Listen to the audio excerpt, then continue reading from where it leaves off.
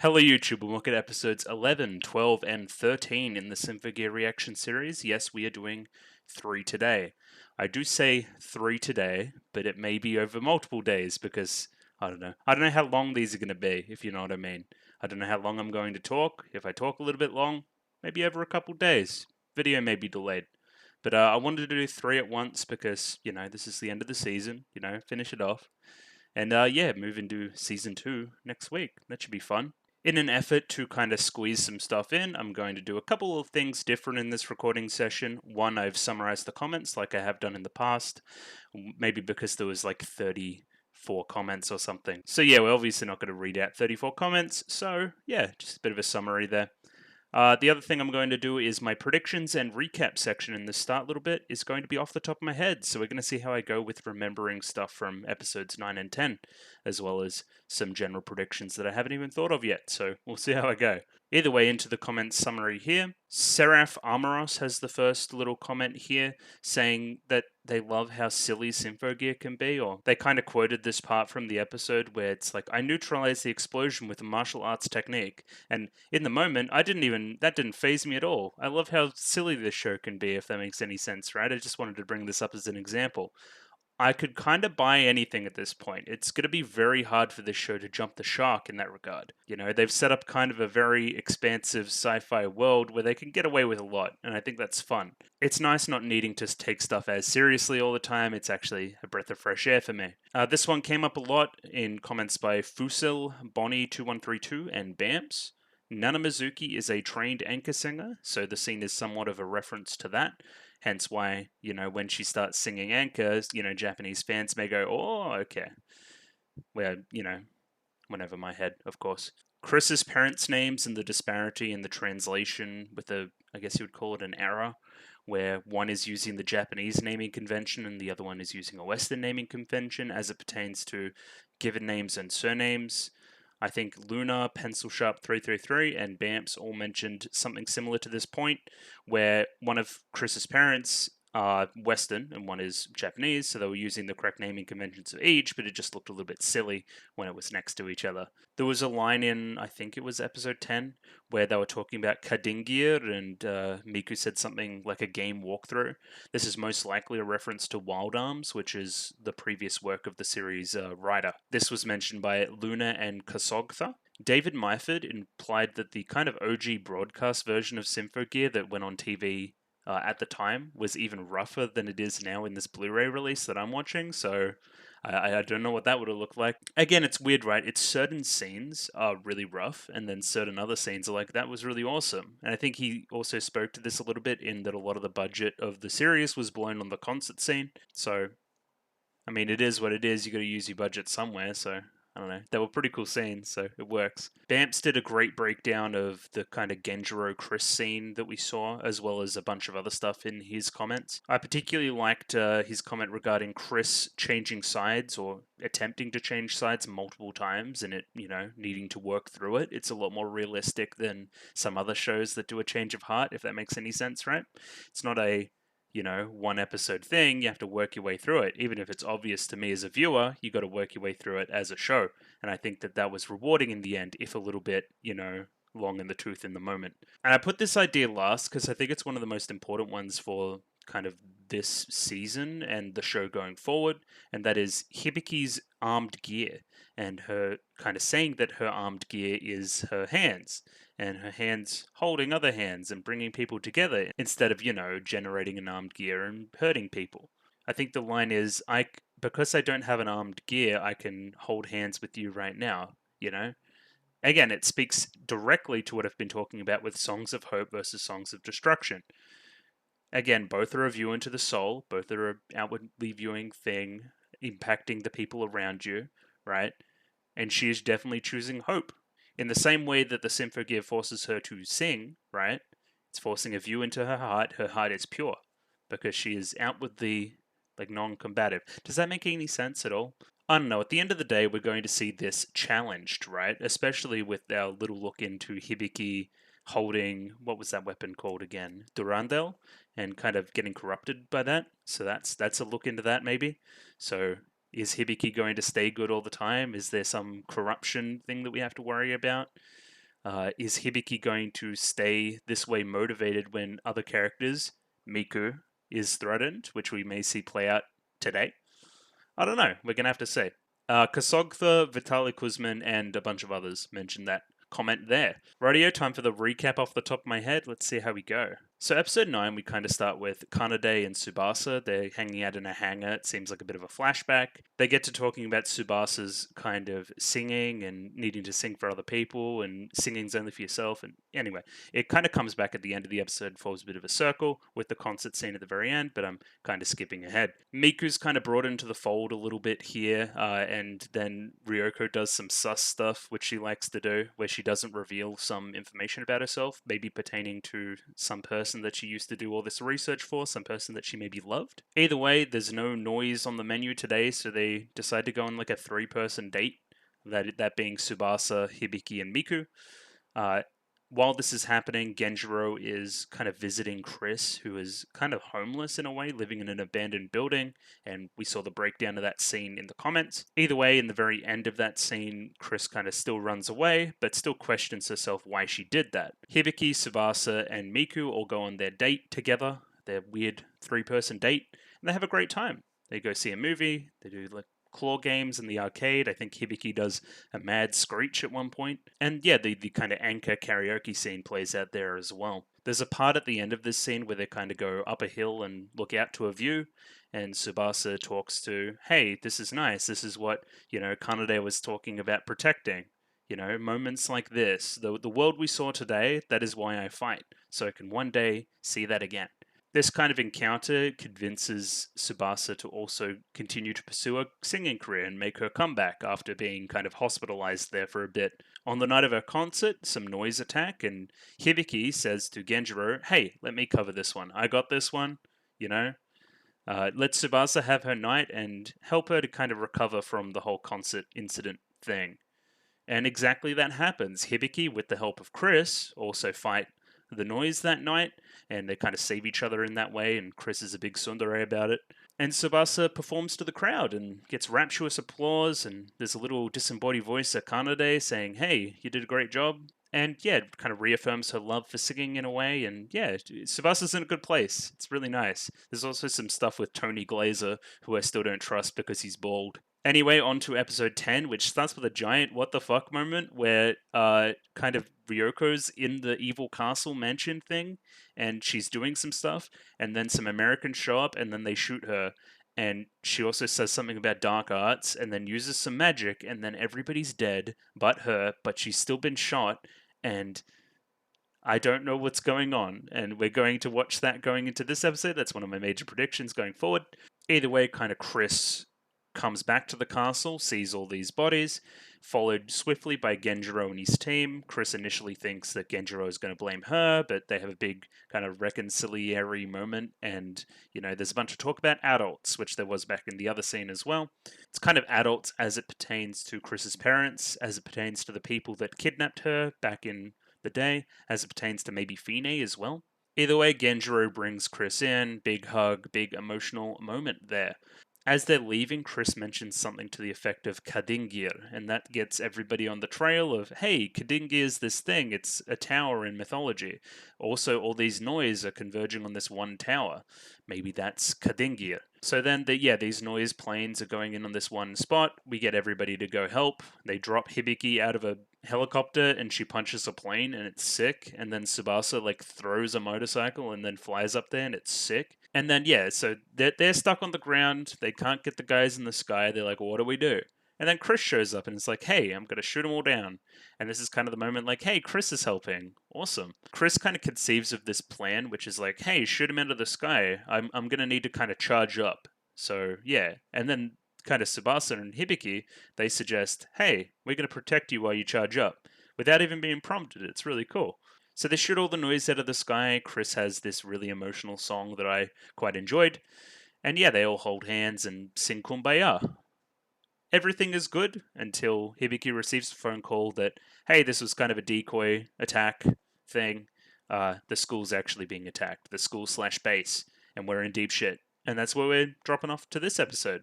In that way, little prediction, Miku is going to be under threat, and this is going to have an effect on Hibiki. I believe some of the Ryoko stuff will be revealed here, what her kind of plan is. Maybe she'll come out in a way to the group, but I don't think she's outright evil. I think she's kind of a mix in between. She may do some stuff to help our heroes, but her overall plan was to negatively affect our heroes. I think it's something to that effect.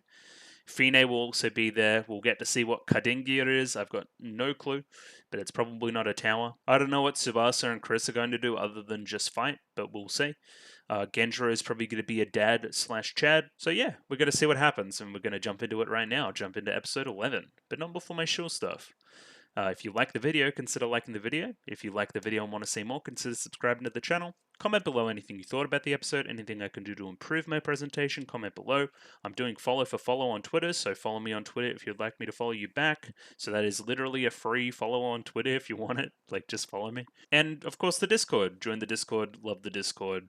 Discord. And yeah, we're just going to jump into episode 11 of Symphogear right now. Rightio, got episode 11 up here ready to go. Let me pop that up on screen. At 0 seconds right now, the time code is 23 minutes and 42 seconds. Again, picture-in-picture for those that want it. And yeah, we're just going to jump right in. Going to give it a 3, 2, 1. Rightio? 3, 2, 1, go.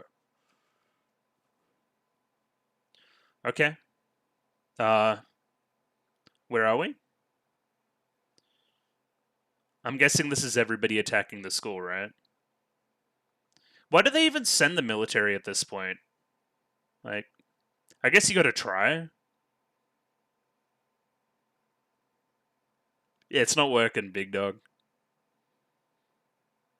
Oh yeah, I forgot there was a bunch of, like, students here, too. That's funny. Thanks, Miku. Was that, like, Kohinata? Stop.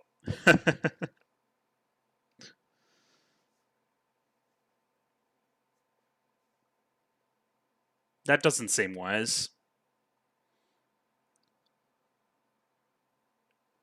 Oh my gosh. Oh shit.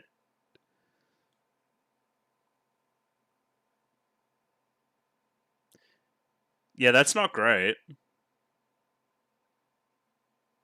So yeah, this is a bit different. We haven't really seen the school in peril like this.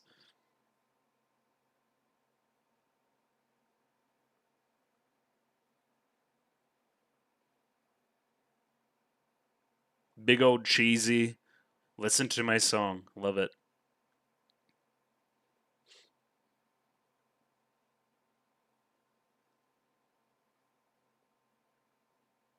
I wonder if the friend characters just, like, stick around. That'd be funny.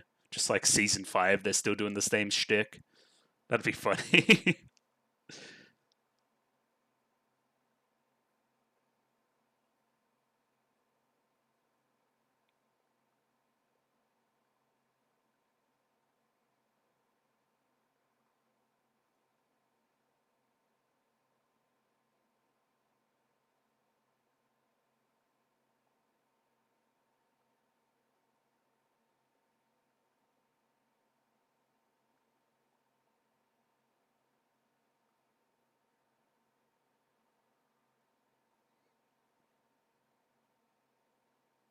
Oh, Chris. Look at that.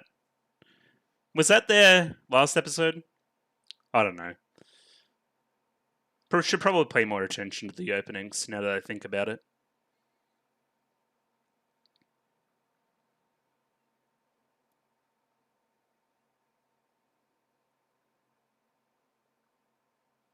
Pierce the Moon. Hell yeah. Yeah, it seems bad. Hibiki's home. I mean, I'd be more concerned about yourself.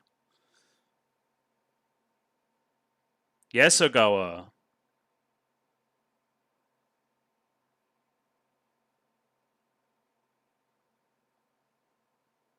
So my guess is this is playing out kind of simultaneously as the conflict from last episode.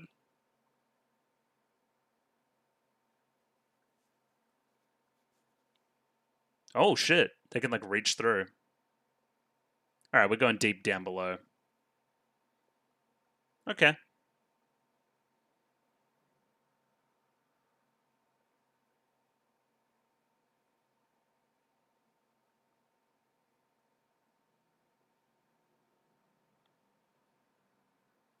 Okay, Ganjiro. Are you sure you don't want to get that then help? Okay, what is it?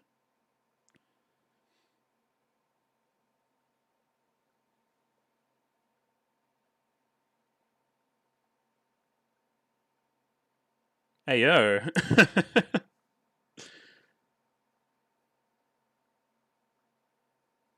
It is the... Okay, is it the armor?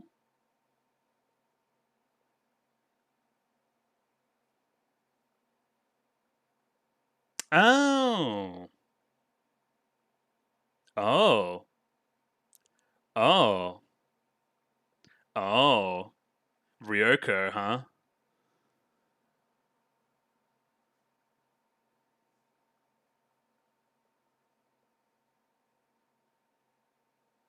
Sorry, mummy. Oh shit, Ogo was sick? Tits of steel.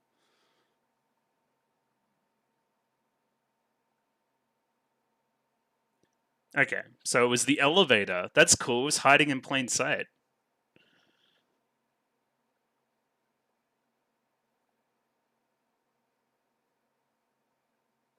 This is bad for our heroes. There's like nobody that can do anything.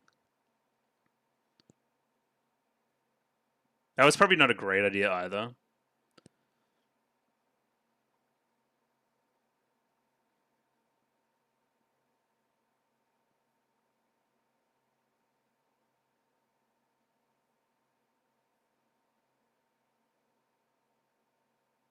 Oh, because it's a musical school.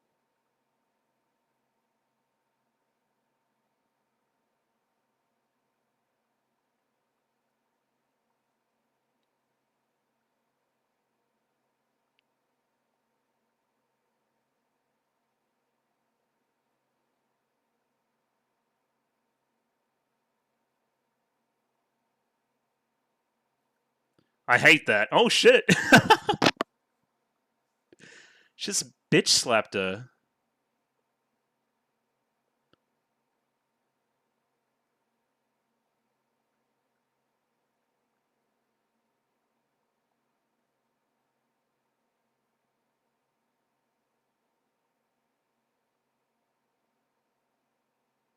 I think I bumped my mic there. Sorry about that.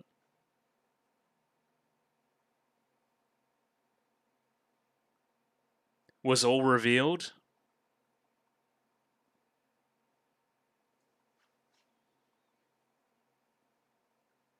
What a Chad. Hell yeah. Of course I had my suspicions, right?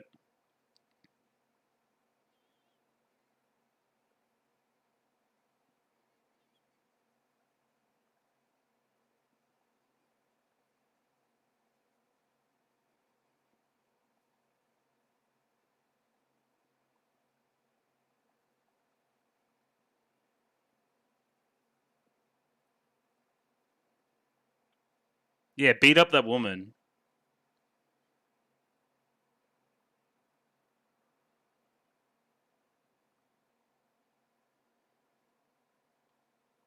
Why is it falling apart?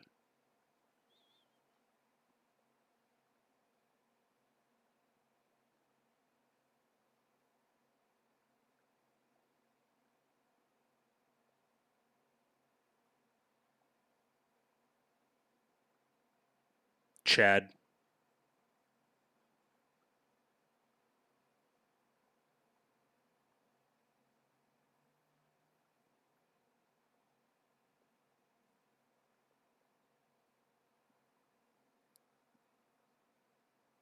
Oh my god.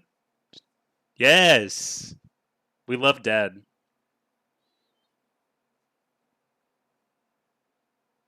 But actually, what is his deal? Is he just like super strong? Oh, gotcha. Oh shit, no! Gedro! She totally got him though.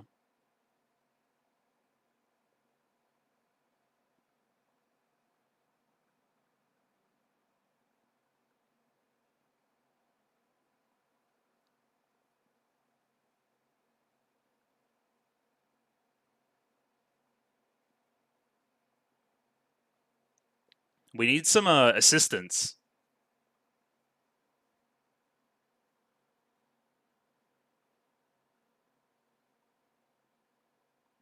Okay, bye.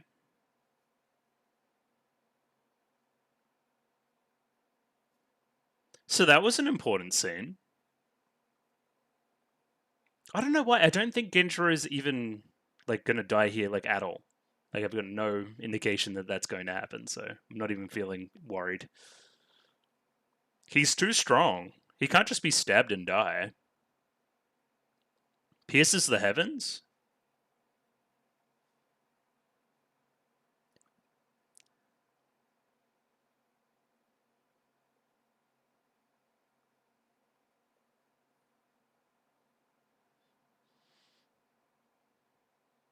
He's got a bandage on. He'll be okay. Oh.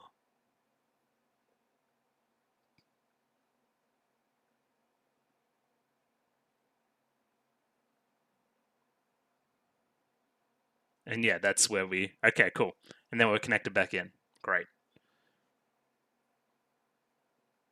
I wonder who's hacking your system from within. Exactly.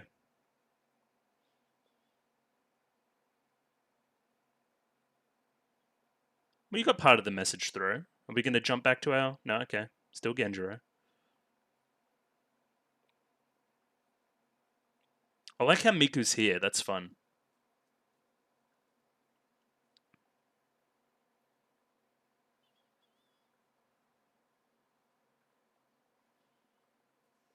Blood Moon. Oh, this is cool. The lightning's like awesome.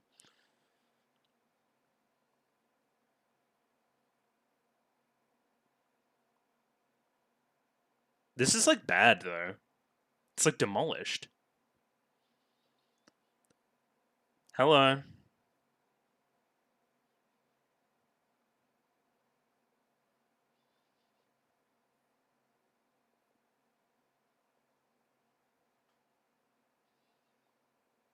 Oh my god, that bitch.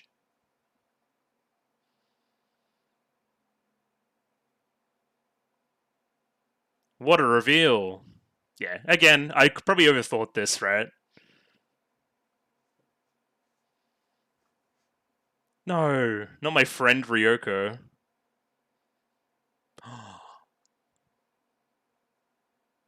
All was revealed.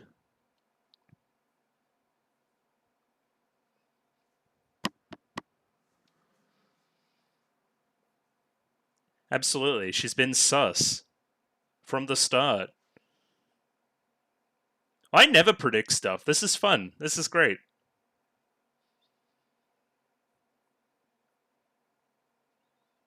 I don't think it was all a lie either. We had that little internal monologue by her, right? It's good to be naive sometimes. Oh, because you're important to the plan, darling.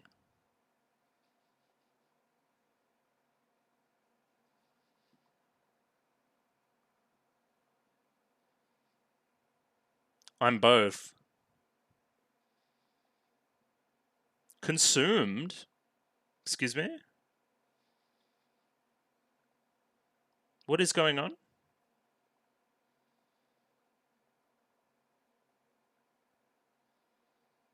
Oh.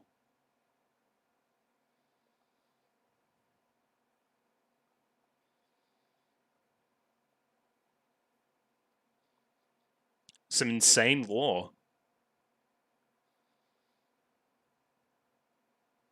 And then, oh shit.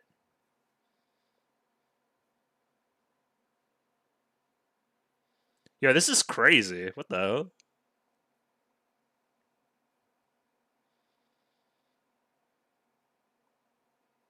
So you're both. Okay.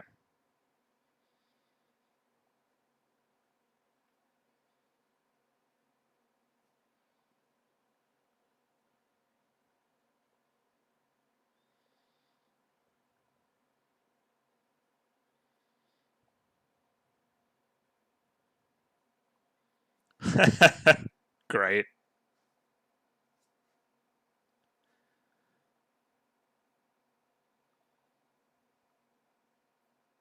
And now it's your turn to do the same thing.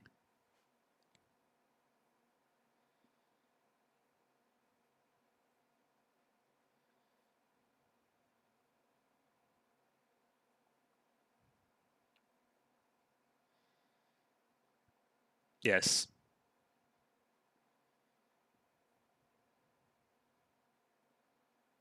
What does Kadingia do?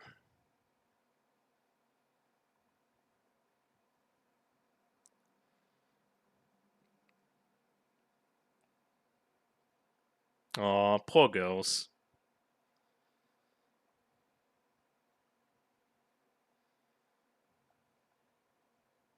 Either way, we're gonna need like a new base after this.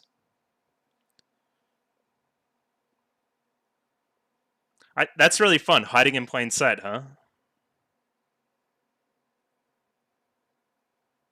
That's why it looks so out of place too.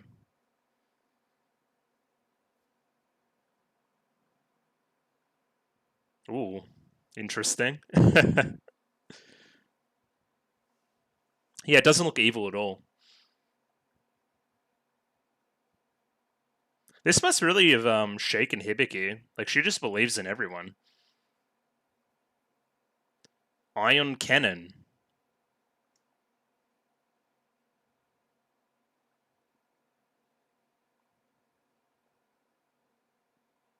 What are you going to do with the cannon? Oh, of course. Yeah, pierce the moon.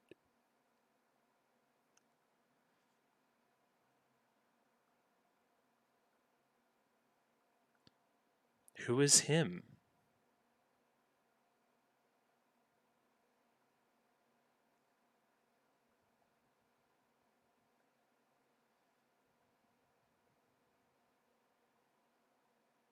God?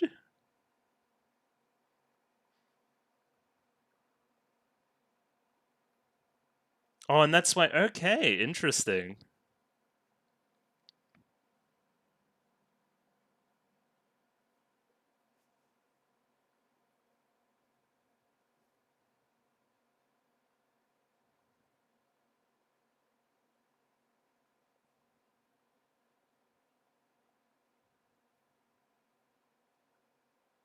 Okay. This is very trigger.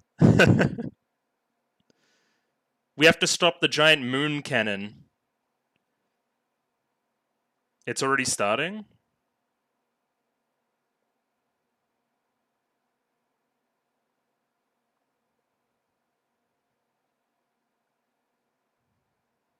Of course, Chris would think that, huh? I don't know, we could sing. Let's go, Hibiki. We can handhold Ryoko out of this for sure. Oh, that's cool. They're like all singing.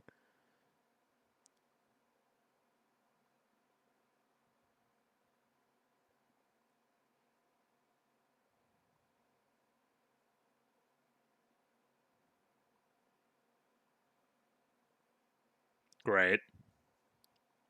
Yeah, just split the screen. Oh, that's cool though. Is this going to be our cutoff into episode 12? It feels like about that time. Is this a duet?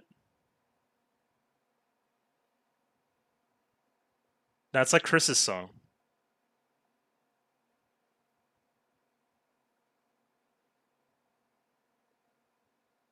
They're just some mates, some friends.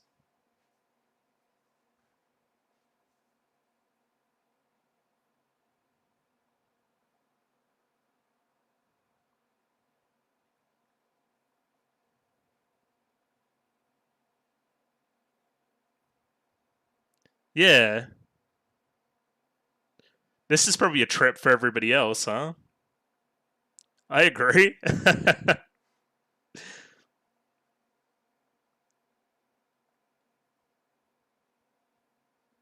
What a weird thing to think about. That's funny.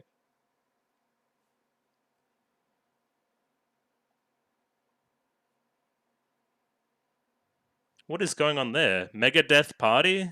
Is that what that said?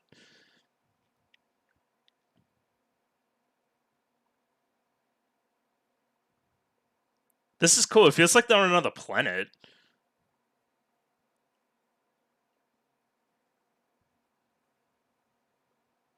This is crazy because there's still 2 episodes left. Oh, shit. If only you had an armed gear.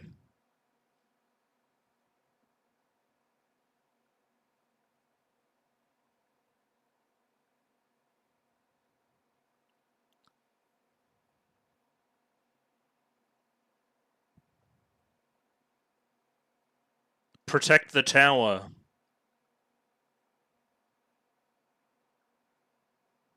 Intercept the shot? Oh shit. Chris is sick.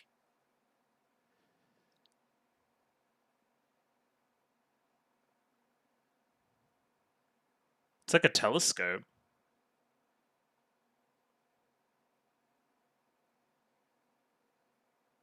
Oh. No, don't do that. Yeah. No, no, no, no. Don't do that. No, no, no, no, no.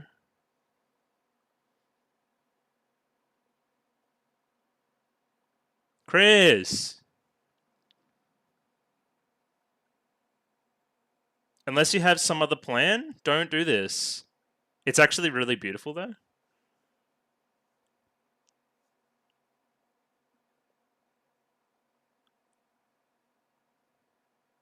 Nope. Looks like this is a self-sacrifice jobby. We already went through this. This isn't the way to win. Are we going to stop you? No? Oh shit.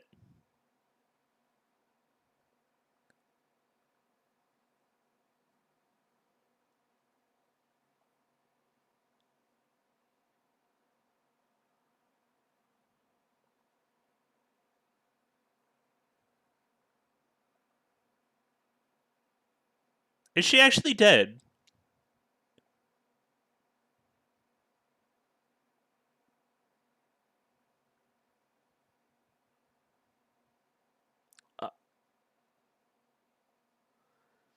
Oh, and it didn't even work.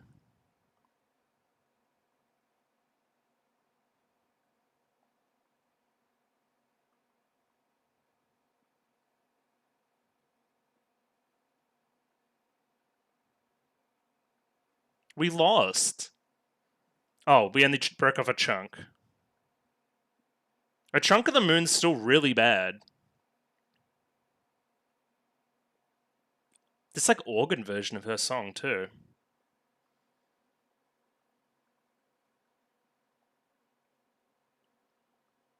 And then the other side, yeah, perfect. Yeah, Chris is dead. That's crazy.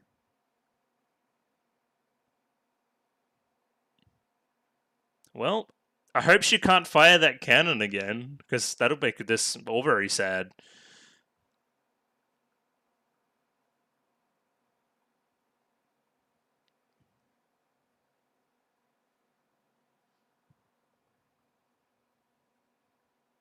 Why did Chris feel the need to do that? I guess somebody had to.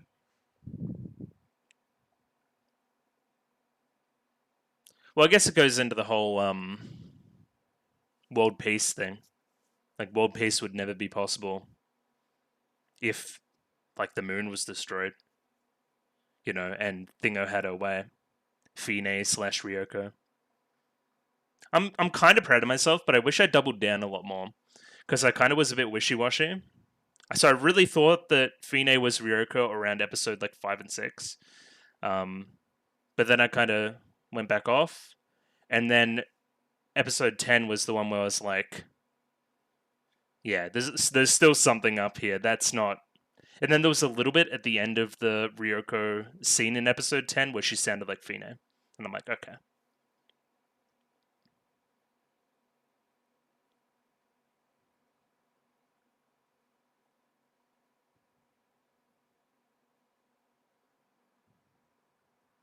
Shooting star. Right here, let's jump into a little bit of analysis on episode 11. I almost forgot. Yeah, so after that episode, like, where do we go next? That's kind of insane that there's 2 episodes left. If it all felt very quick based on my small understanding of where we were going. Again, I thought that this would be the conflict, say, in episode 12, and there'll be a bit more of a slower reveal and maybe a few more flashbacks and that kind of thing. They maybe still be coming. But just from a structure point of view, I don't know where we go next. I don't know what's left in the powder keg left to explode. There was all of the Ryoko and Fine stuff, of course, but Fine seems to have put all the cards on the table in a way, right? I guess we got a little bit of this Hibiki being the chosen one / being important stuff that we need to talk out. Of course, Chris is fucking dead, so we need to talk about that as well. Like, Chris died? Like, okay, Chris probably didn't die, right? Because Chris is an important character to the story, or maybe Chris is dead. I don't know. It's very weird. We've had 2 superb songs sung. One killed somebody pretty definitively. The other one, Tsubasa survived and was not fine. Needed to find a lot of stuff to be fine. So it'll be interesting to see if Chris goes through the same stuff there. Yeah, lots of stuff happened this episode, like a ton. We had the Genjiro Fine / Ryoko fight, where Genjiro was seemingly winning, and then there was one line where I think that's the old Ryoko breaking through, right? Who may or may not have been close with Genjiro. Maybe. We have this whole lore system surrounding various historical leaders throughout history and having access to this information, and then we're tying that into building kind of megastructures and towers and this kind of thing, right? Why do humans always want to do that? They want to get this step closer to whatever him is up there. And then Fine has this idea about destroying the moon, because the moon represents all curses. So if we destroy the moon, then all curses will go away and we'll be pure and we'll ascend and all this other stuff. Yeah, lots on the plate. And it's episode 11. It's episode 1 of 3 today. So we better hop in. Up on screen. And yeah, gonna pause when I find some stuff to talk about, which shouldn't be hard. At this point, I didn't even know why the military are here and shooting the noise. I guess they got to try to do something, right? This one here, right in this frame, it looks like an Among Us too, and that's kind of sending me. So we need to get off this frame too.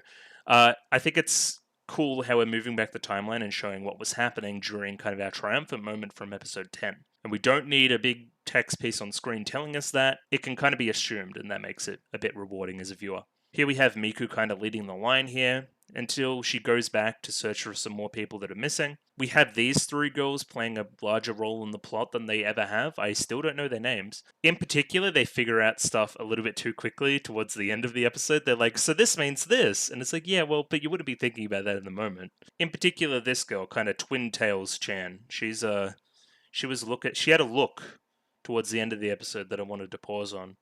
I don't know if she's important. I mean, they all have kind of character designs, obviously not as much as the main characters, but I don't know. It's interesting. Could they be characters going forward that are now brought into the fold like Miku was? Maybe. Oh yeah, the other thing that I'll just talk about now, the school kind of being a structure to, like, harness energy from singing. I think that's very fun. So we're going to build a music school, and below the music school there's going to be a giant cannon, and we're going to gain energy for said cannon, as well as other kind of relic stuff, other relic kind of fueling, I guess you'd call it, through this music school. That's very fun. I like that. It's all kind of coming together in a way, right?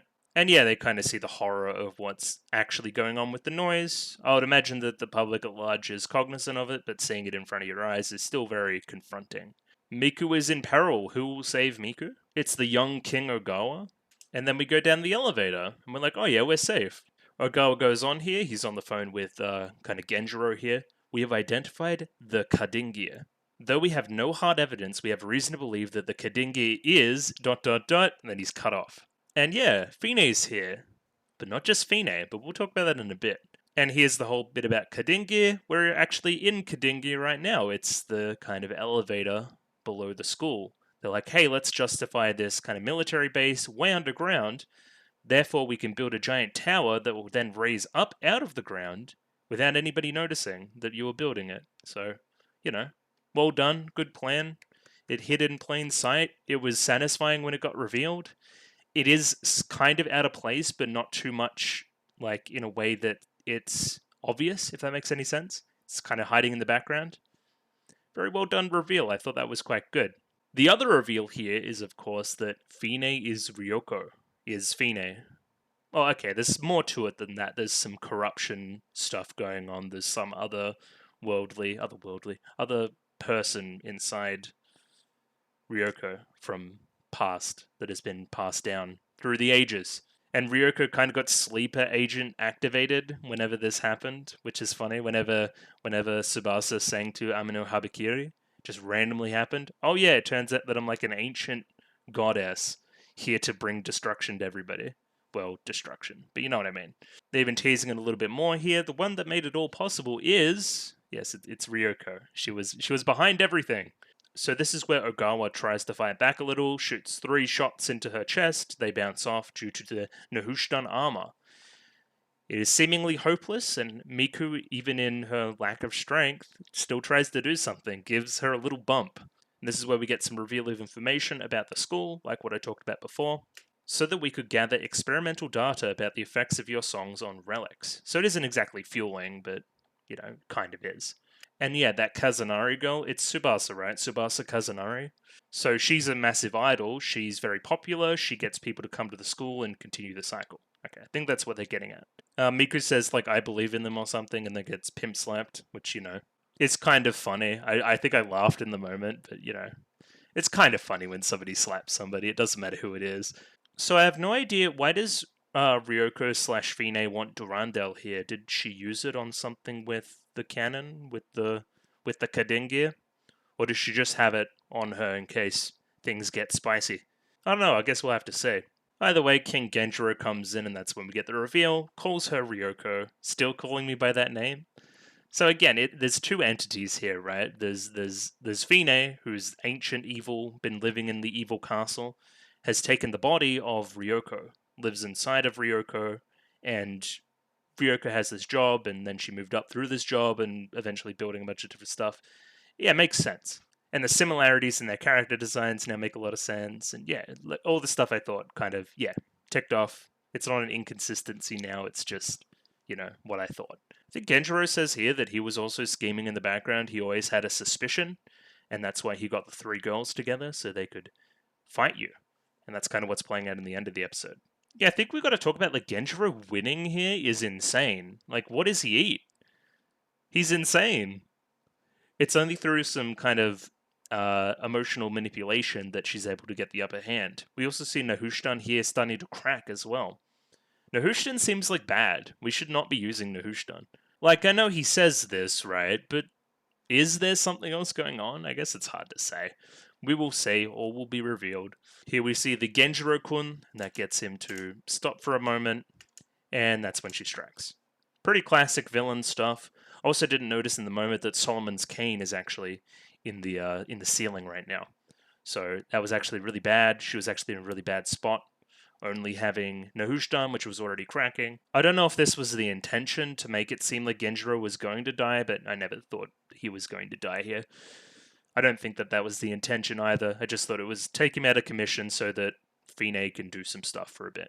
I see, so it uses Durandal to kind of power the tower. I thought they moved Durandal, or was that just to get it in the hands of Hibiki to see what it did? I guess that's what it did, I think. Okay. Now this is fun. This is where we see the connection back to the previous episode. This is the call that Hibiki received, and yeah, we see it cut short by kind of the blackout. She specifically did it on a day with a full blood moon, which is interesting as well. And yeah, our 3 girls kind of arrive here, and they kind of see what the situation is, and the situation is bad. So I wanted to highlight this shot. The school is destroyed. Hundreds of people would have died in this, right? As well as the people in the kind of, what would you call it, shelter. They're probably, the earth's moving and all this kind of stuff. It probably isn't a great place to be. And then Ryoko's like, hey, what's up? What's been crack-a-lackin'? Yeah, and of course Hibiki can't believe it. She can't comprehend that somebody would be, this manipulative and sneaky and all this other stuff.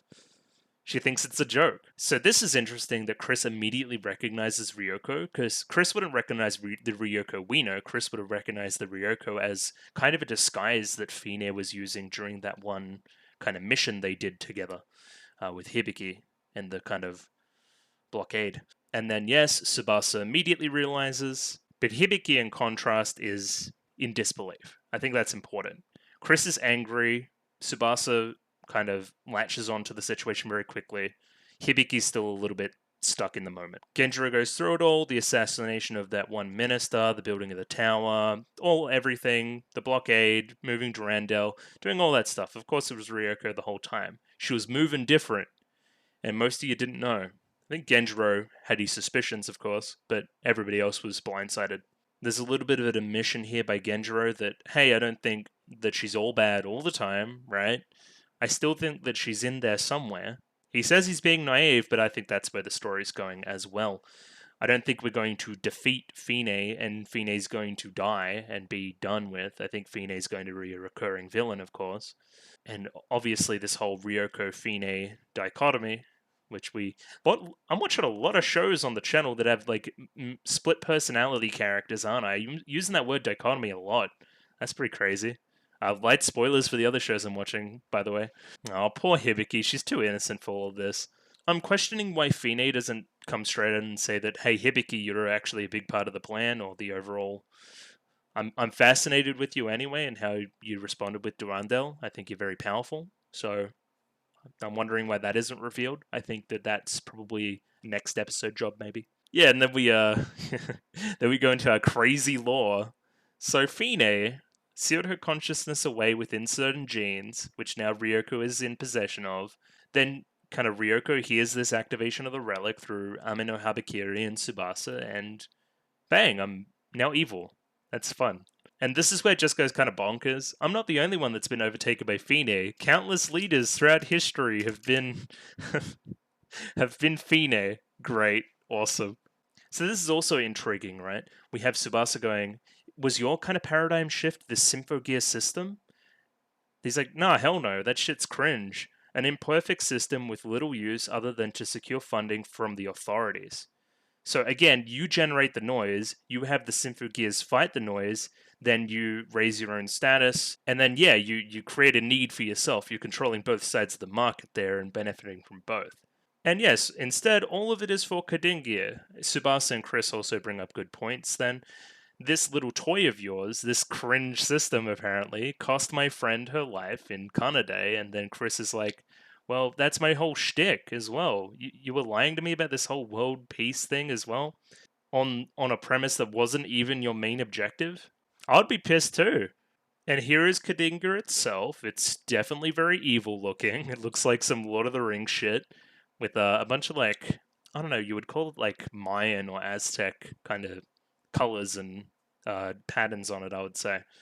Is that the first point where we started seeing some of this Fine stuff? Are we getting to some ancient alien type business, maybe? I don't know. Who is this him that we're all trying to reach? God? Maybe? Something to that effect?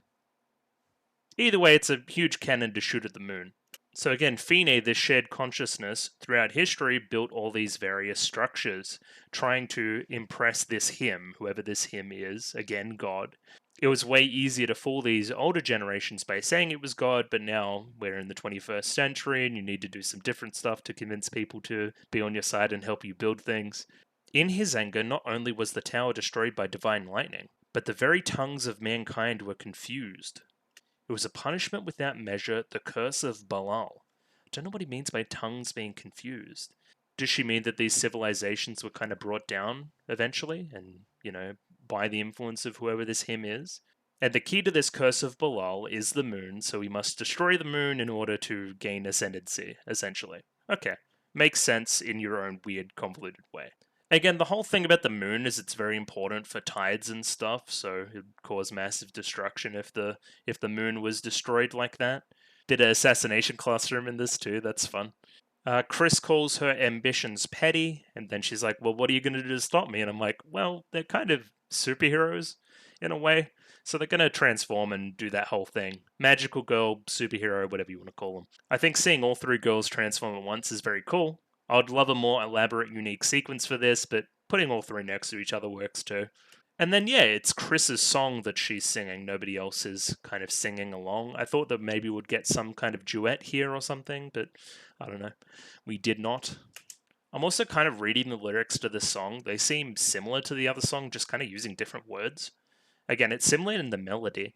I guess the words they use are actually a little more applicable to the situation that they're in, but again, not a great difference in the lyrics. What's happening on screen, though, is that we have the three girls kind of hiding in this room that we saw before, and then we have the whole disaster squad hop in and say, hey, can we steal this computer and do all this other stuff? And then, yeah, it's revealed to the three girls that, hey, Hibiki's kind of like a weird superhero, magical girl, mech person, and that Chris is the same way, and that, hey, maybe there's some other stuff going on, and then the girls pick up that the whole Miku Hibiki situation a little bit too quickly, which is fun. This is fun too. This is because she has kind of this recurring thing about being in an anime. That's her whole like shtick, her whole joke. So it kind of pays off a little bit well here. It gave me a little chuckle, a little bit of an eye roll too. But we take it or leave it.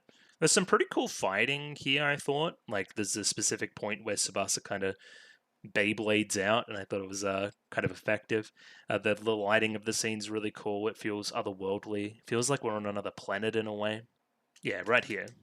Yeah, if somebody showed me one of these screenshots before I started the show, I'd be like, what the hell are we watching? That's fun.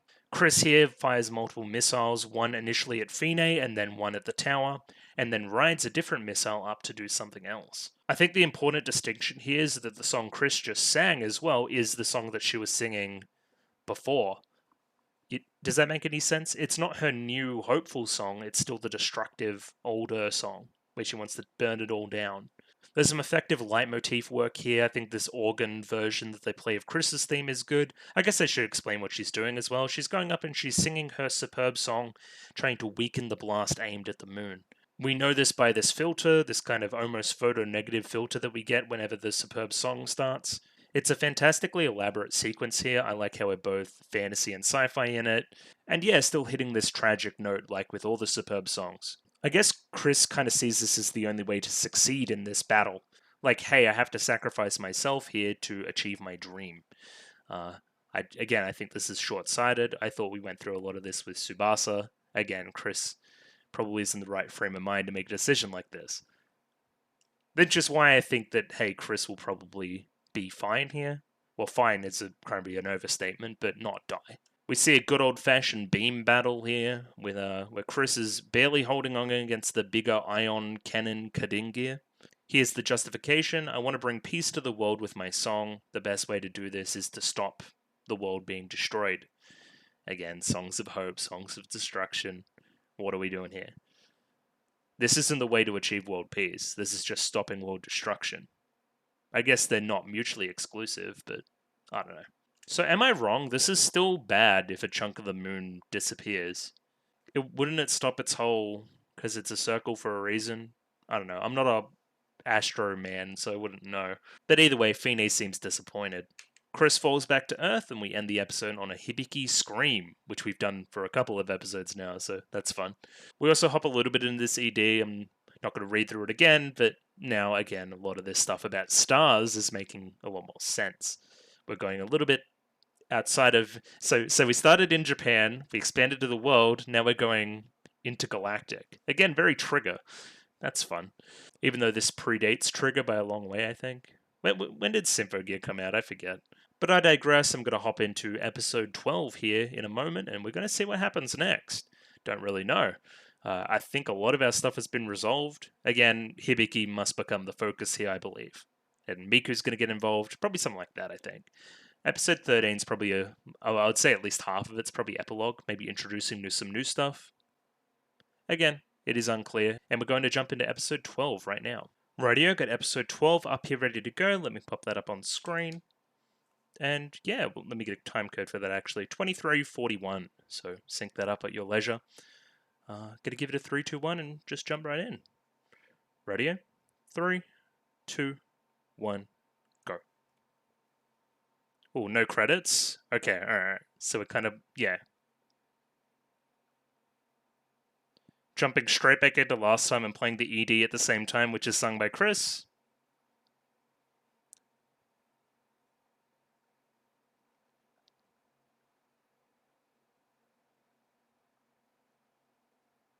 Maybe Chris is dead if they're playing this again, right?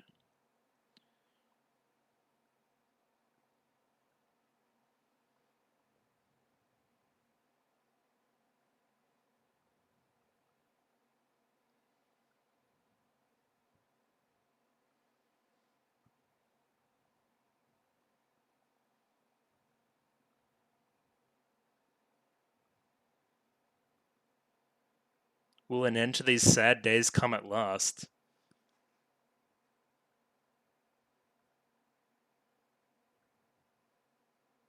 Yeah, the lyrics are, yeah.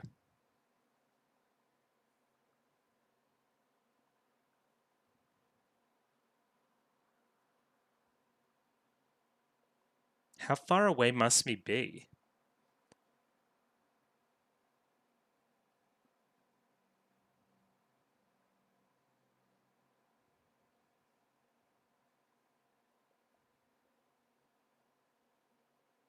Cool.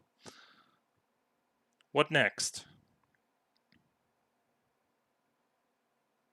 She really kills it with the crying, doesn't she?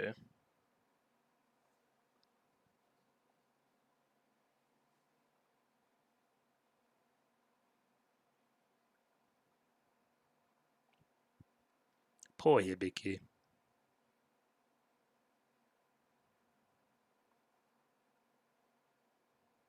Ooh.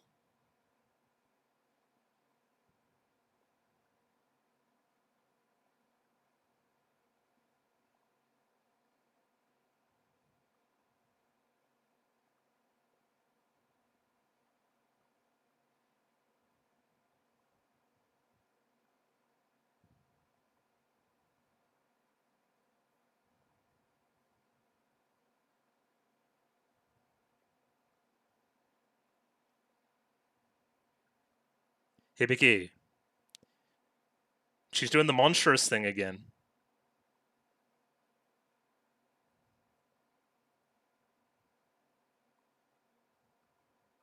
Oh shit, like Kanade.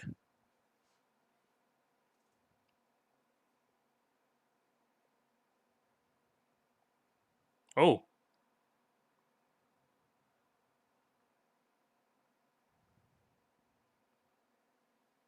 Oh shit. Yeah, this is nuts. And it's what you wanted. Mmm.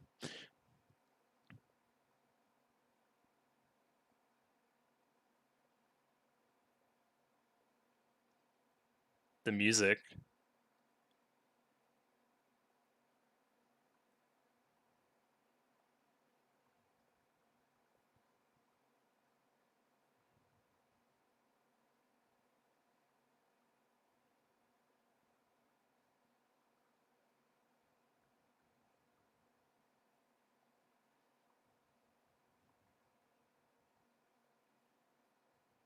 Hmm.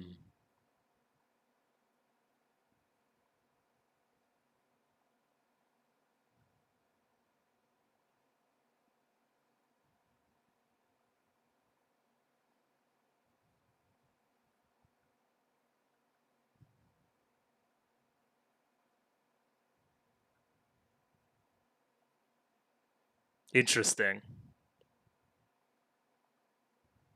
To experiment on Gungnir the whole time.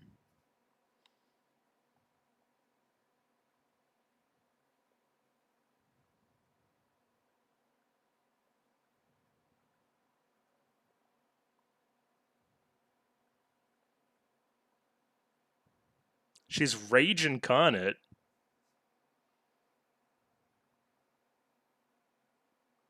Asgard. I know Asgard.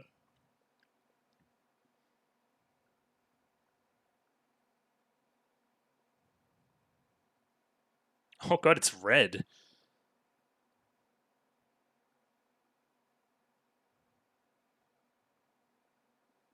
That surprised you?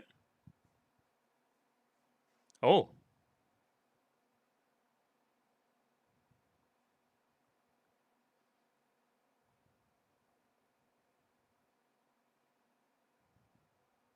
Oh, with the moon in the background. That's sick.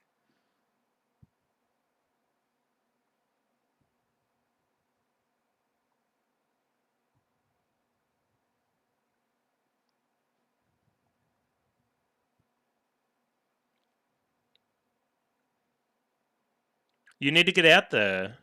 Like, you actually need to get out there, Miku. You're obviously the only one that could bring her back.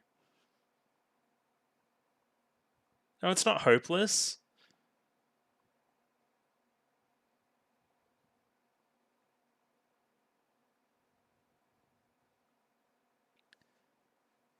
You need to get out there.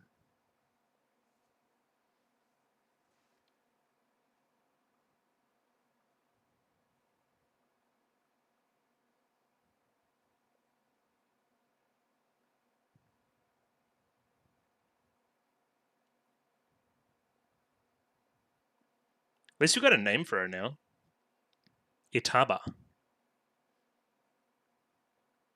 Good old Shinitakunai.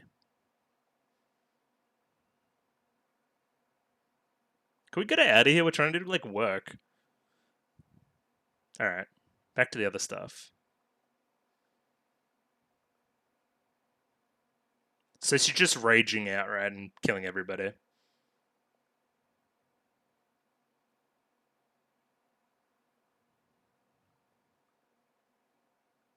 It's just what you wanted, right? Ha ha ha.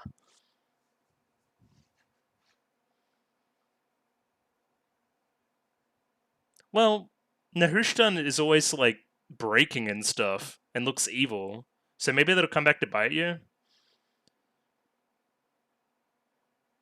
Also, yeah, we just gotta find another shot.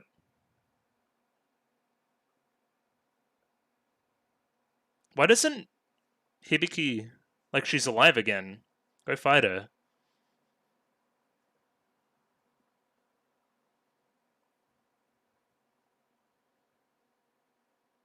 Well, looks like we need to go out there and get Durandal then as well.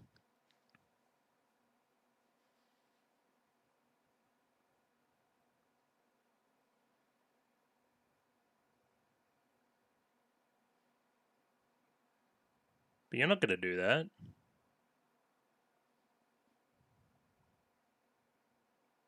Hmm.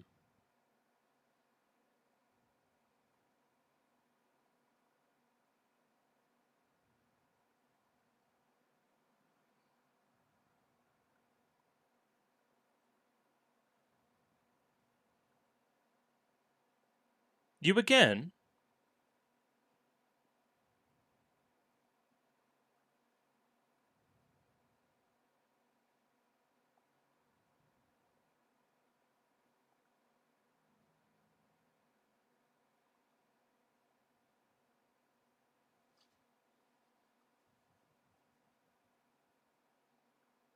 Oh.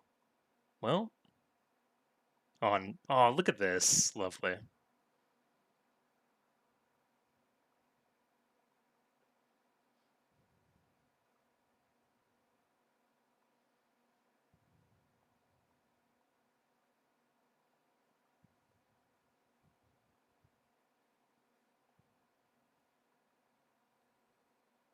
Shade Stitcher. Oh, in the shadow.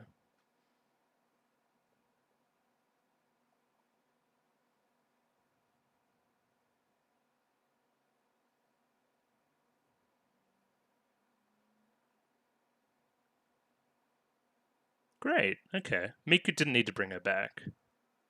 Oh, it's like this like near shit.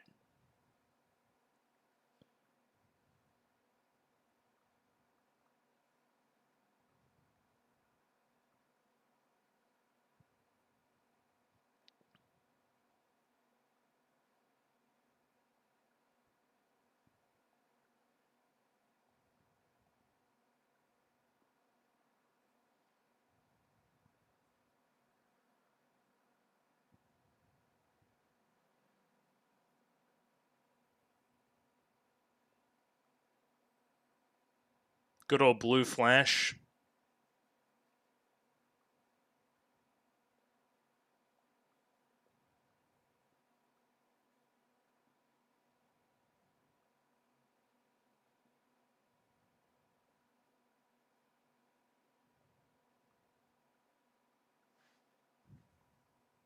She's bossing up.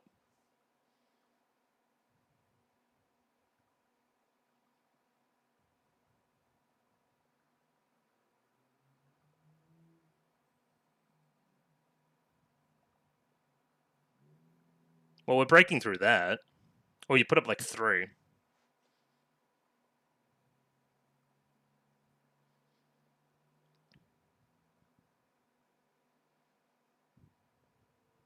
who risks all for those she loves.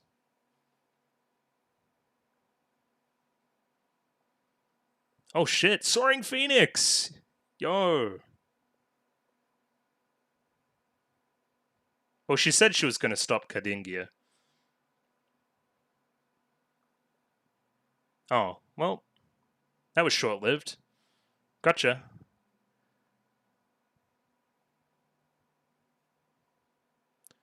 Ooh, and we're back in, like, the headspace.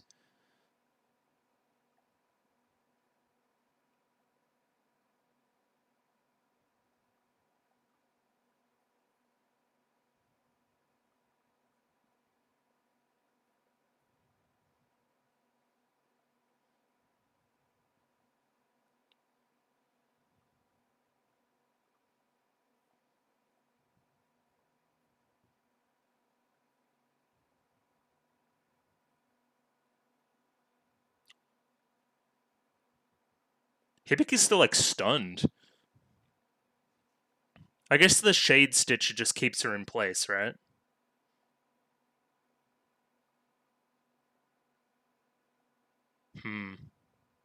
The tears are flowing. Did we destroy? Did we get it? Yeah, we did. Later. Bye-bye, bitch. Hell yeah. Tsubasa sick. But is she, like, okay? That's, like, a big explosion. It's only halfway? This episode's crazy.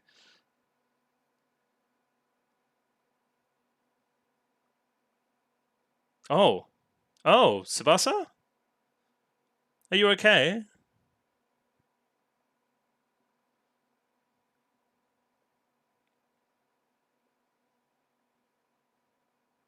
Yeah. No, she's gone. Actually, yeah. So many people are dying. What the hell? And you guys are just, like, trapped in this bunker. That's funny.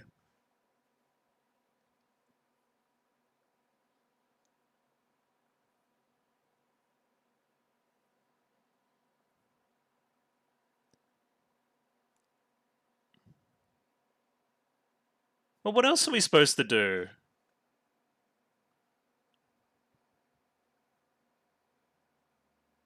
Yeah. Put her in her place. Honestly, kick this chick out. Can't be doing it.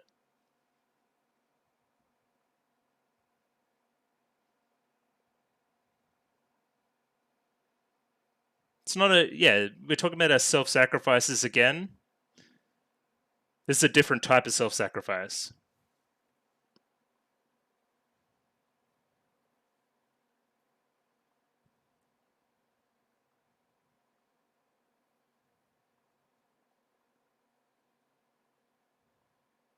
Well... No. Shut up. You're wrong. You seem really, like, this isn't noble at all. Like, you're just, like, hyper evil. Hibiki, get up. Oh.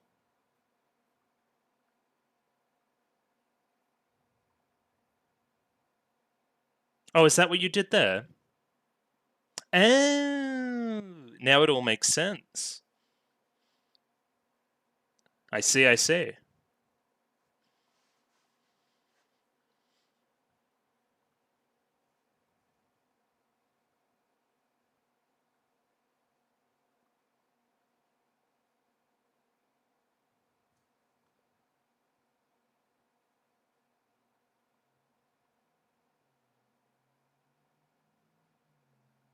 Well, that's been a question the whole show, hasn't it? Why does anybody fight?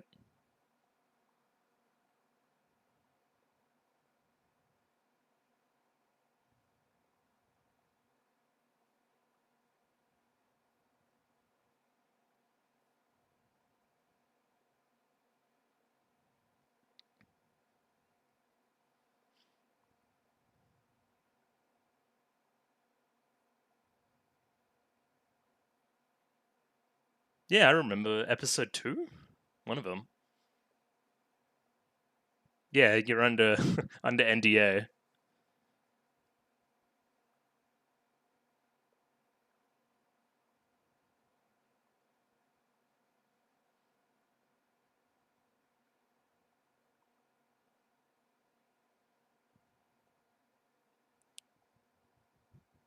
Send her your power? Have you got it like a mic or something? Yeah.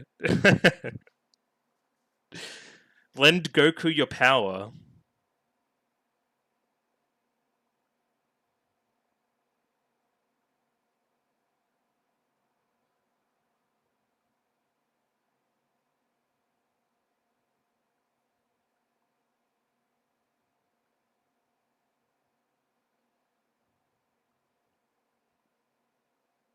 Look at this shit. We're gonna lend Goku our power.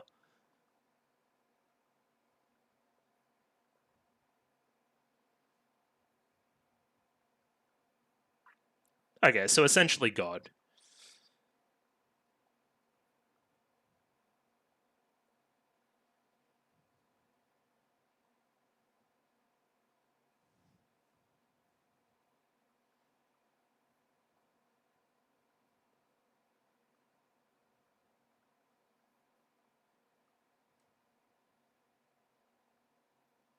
Well, too bad. Also, you're crazy.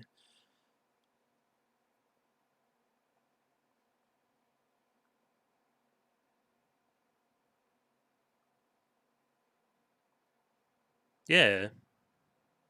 You vain bitch.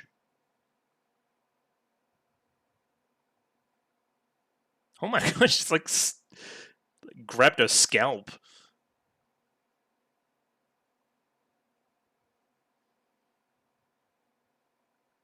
Can't believe they're dead. What the hell?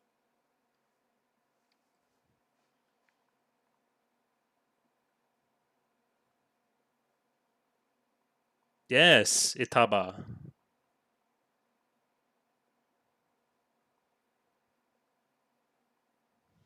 Stop. Is this the self-insert? Is this meant to be us, the anime watcher? Yeah, it can't be worse than a fictional character. How could I got myself real? Who wrote this girl? You're insane. Okay, what are you two going to do? Sorry, I didn't even know you two's like names, and I only recently learned the other girls. Great. Come on, just jump.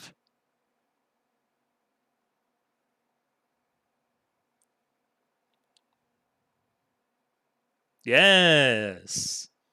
All right, we made it. Now lend our power to Hibiki. That's what we need.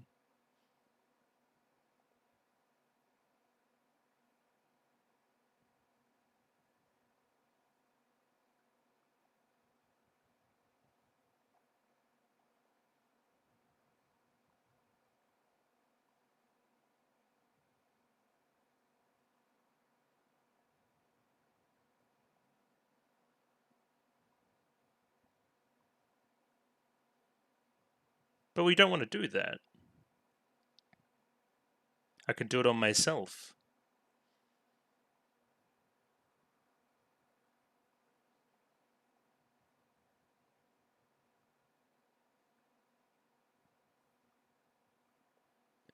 Okay.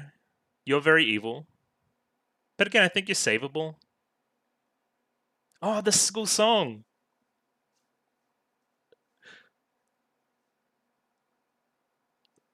Look at this shit. Great.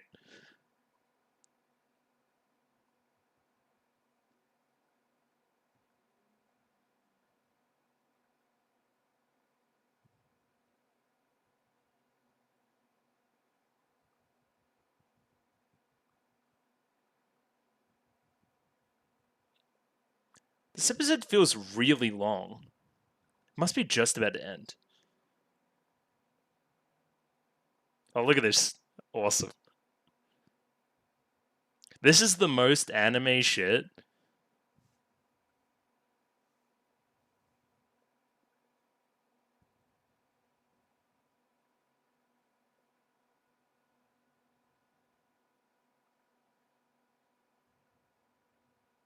How is there 5 seasons of this? This feels so finalistic.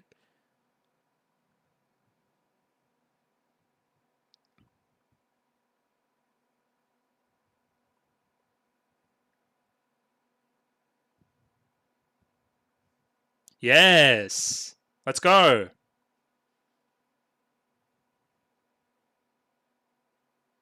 And we're playing like some sick techno shit.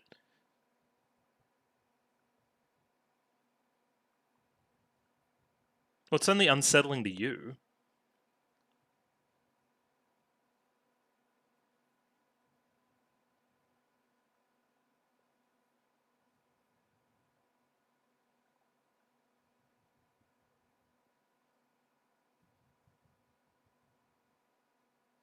Oh, and then into the opening.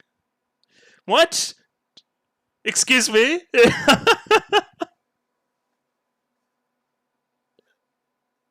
Oh no, armor, what the hell? What are we doing? That's hilarious. What? What? What? I'm so confused, but it's hilarious and epic, so I don't care. They timed that really well. It was really well done.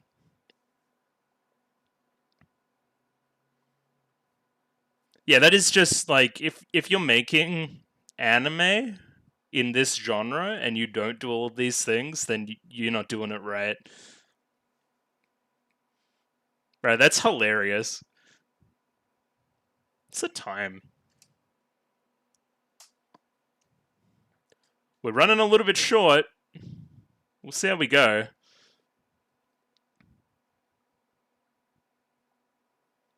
Yeah, it might be a new episode tomorrow. I think we'll see.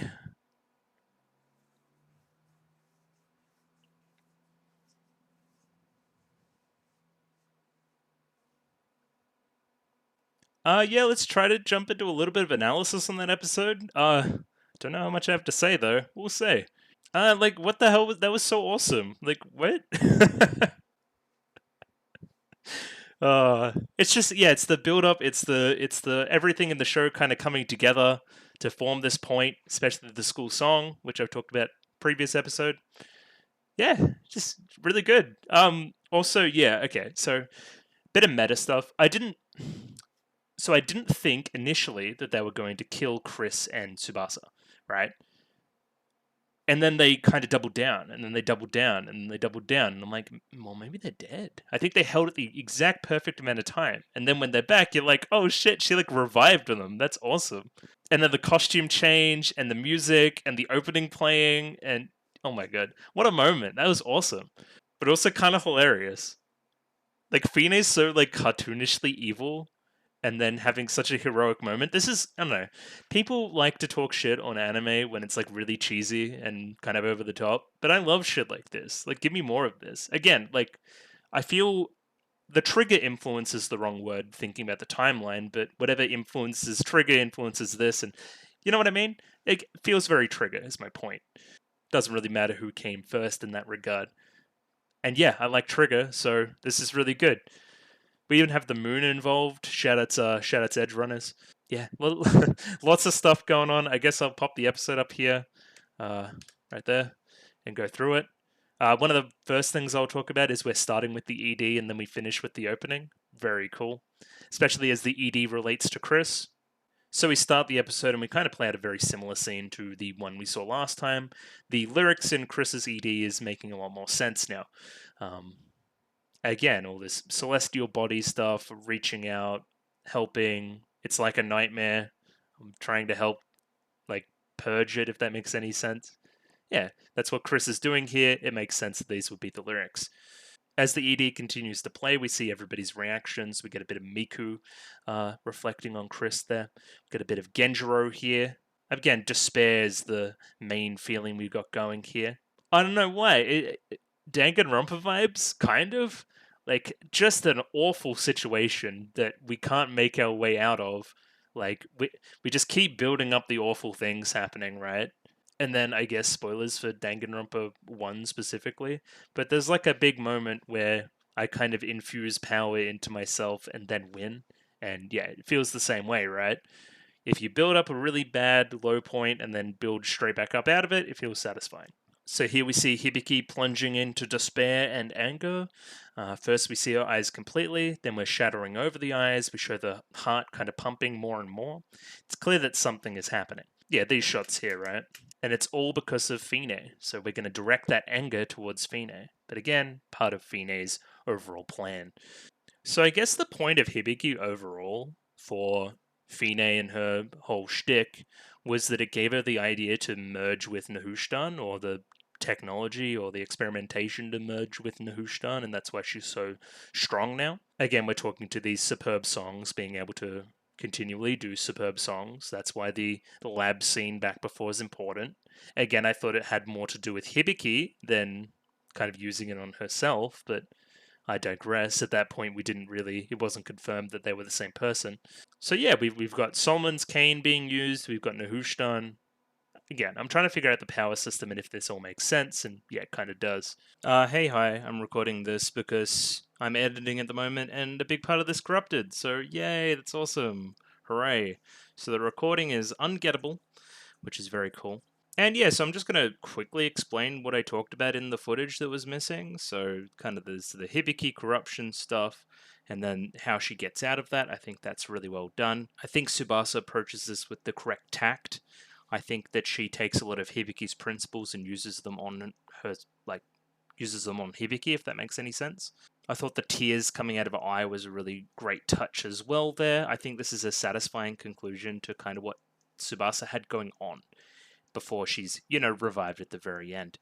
I think the build up is great here. I think everybody kind of cheering for Hibiki in a way and, sending that love back out to her and receiving it and that making them all the more stronger is just a great message. And then, of course, there was the larger analysis around kind of the final moment and how it really works and why the build up is really good and kind of the reveals around Fine and how she's, going to become the kind of what Hibiki inspired her to be in this like fusion of relic and human.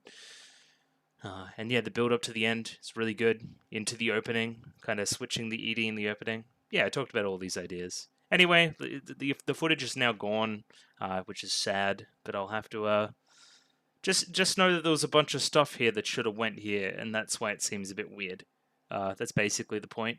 And yeah, on to the next episode. Sorry for everything, but yeah, this is what happens sometimes when you're making videos like this and you don't really know what you're doing.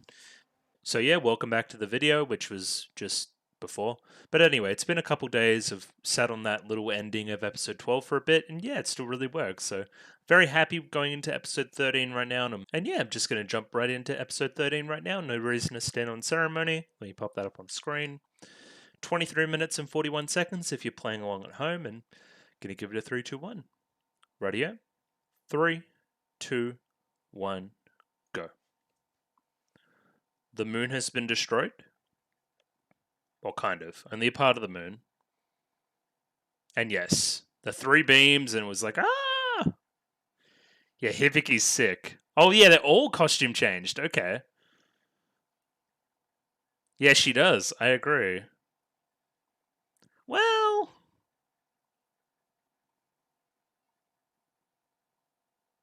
everyone gave Hibiki their energy. Meteors fall and burn away then. That's the thing on the start of the show.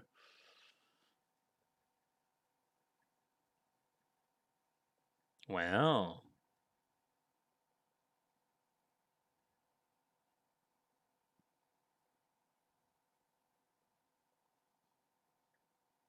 Wow.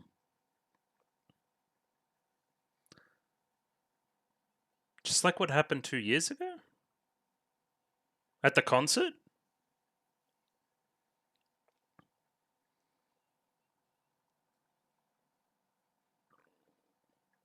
Yes, both of these things are true.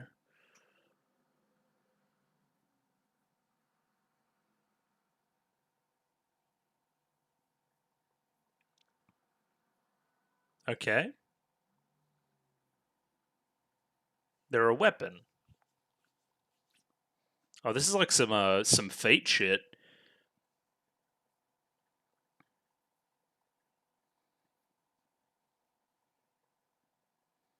Okay. Are they like they're like uh uh what's the word? Telepathically talking. Descend shoots it up though. Okay. Oh god, there's like noise everywhere. Oh god, they're everywhere. Oh shit, the city's fucked. Oh, they're everywhere. Have fun. Yeah.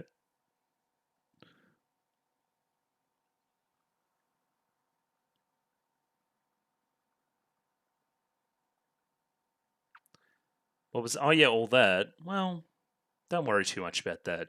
You weren't yourself.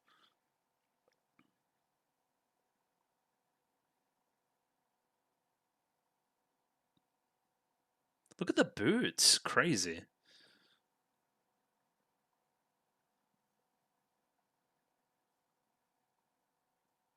The crazy part is now that this is here in season one, how much higher can we go?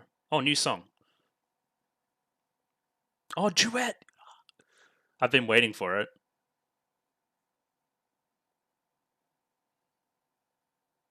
Oh, and then the subbing's really good there. Like the colors. Oh, the vocals.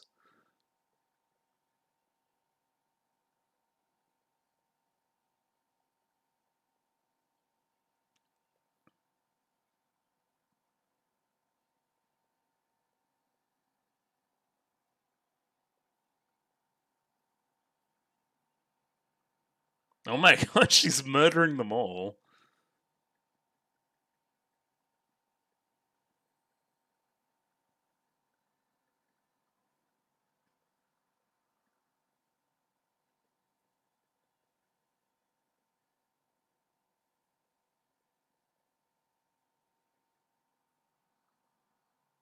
They're all teaming up together and that kind of stuff.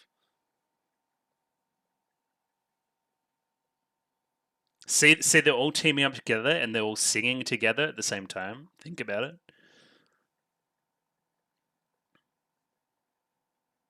All in like similar costumes. Yeah, what's Fina up to? You gonna fuse another relic into yourself? Or she just died? Which I'm pretty sure that's not the case. Yeah. Thought you might try to do that. Oh no. Oh, and take everything in as well. Instead of giving back, we're taking. Oh, and then shooting more. Is she gonna like mech up or something? That'd be so funny. That's disgusting. Bro, she's like Dragon Ball, like Boo.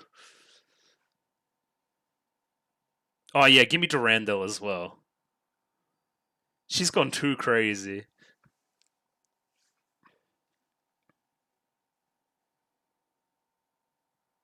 What the fuck am I looking at?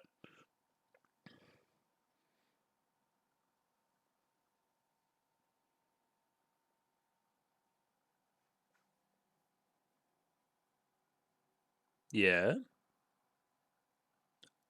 The outfit's actually cool though.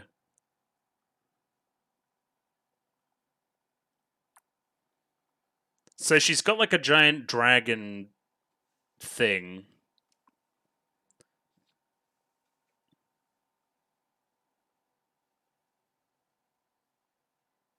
Oh god, Chris is dead again.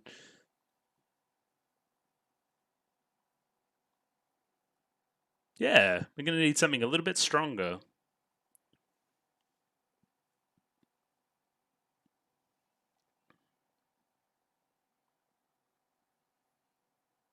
How did we get here? Think about like 3 episodes ago. That's so funny.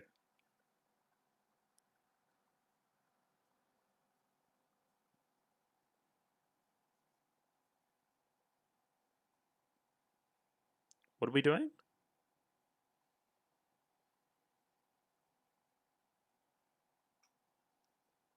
Do they still have a camera or not really? They just don't know?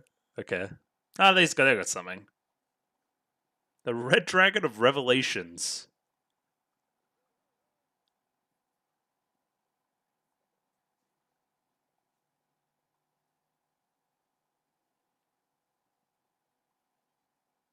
Yeah. Stay confident. Confidence is key.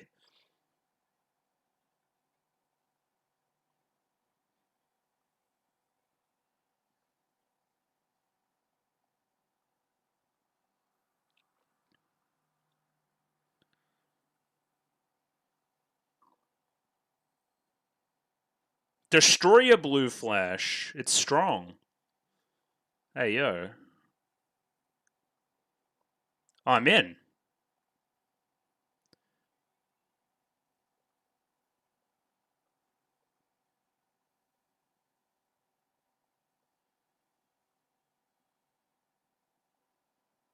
I think we're winning. Oh, yeah, the song's playing. No, no, not Durandal again. No, no, no. You can't grab it. Unless you're stronger now. This is funny because Chris is now helping her grab it. That's a good moment. The last time you grabbed it, you went all berserk. Yeah, it's trying.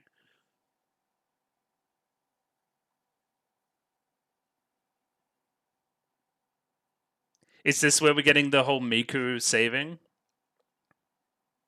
Yes, true.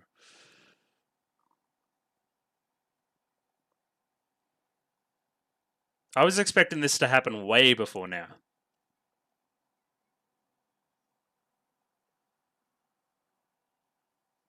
I like how we've played the opening like twice here. Yeah, this is like Kill la Kill vibes right now.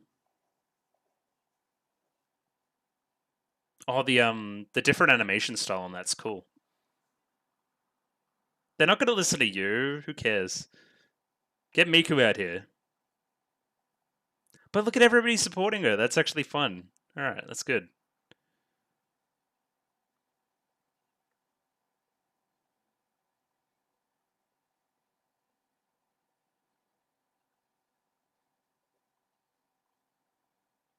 Miku. Miku's there. She just hasn't like spoken.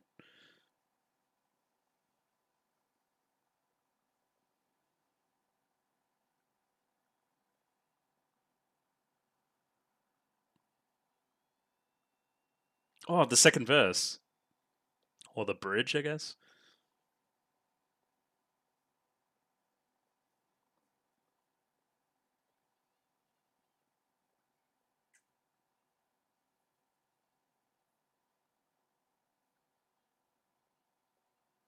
What else are you gonna do instead of destroy?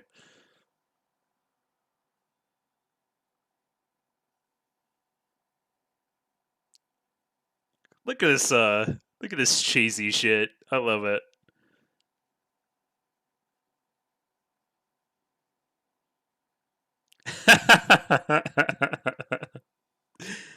Synchro Gate. That's the name of the song, right?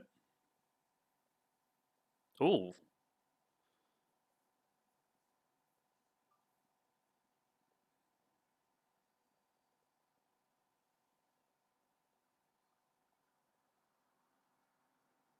Nope.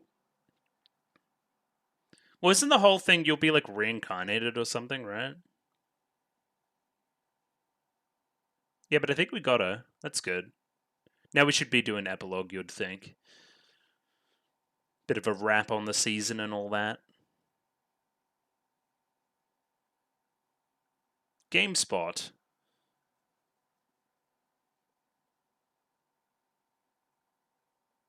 Oh, look at this shit.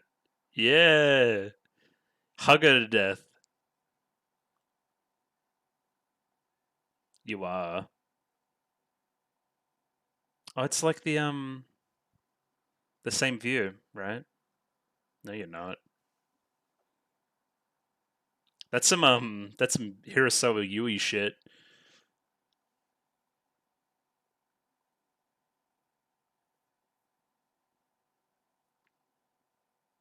Yeah. What else?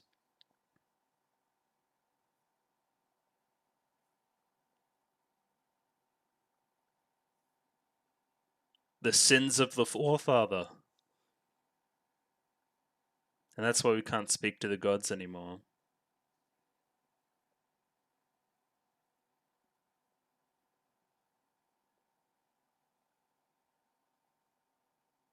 What is going on?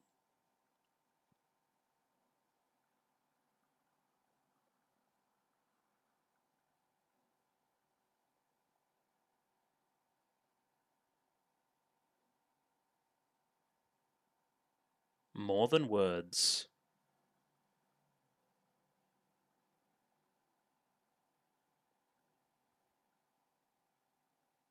Oh, yeah. I'm going to go all the way to the moon. What the hell? Oh, shit.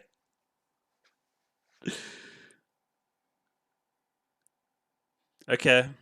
You're pretty strong. Like, that'd be hard to pull, I would imagine. Are we going to have to Apollo 13 this?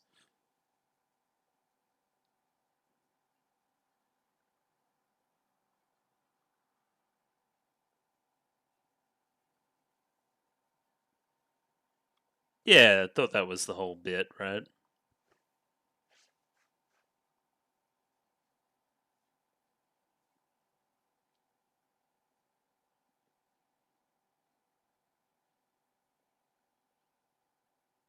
Okay.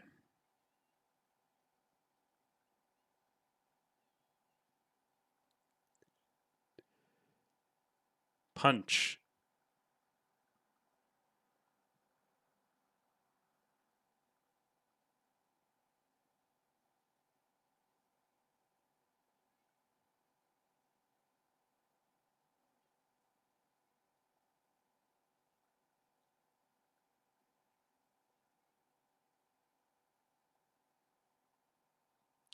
So true.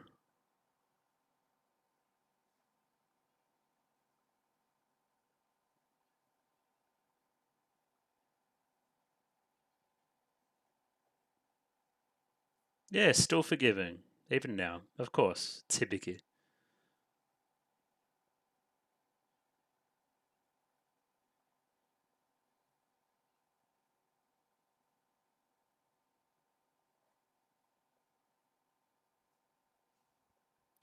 It's in the eyes, isn't it?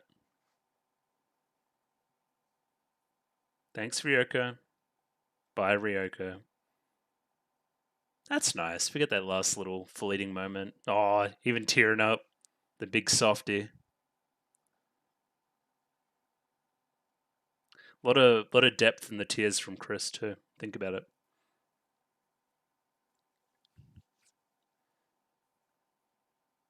That's not good. That's a huge chunk of the moon. They're all gonna die.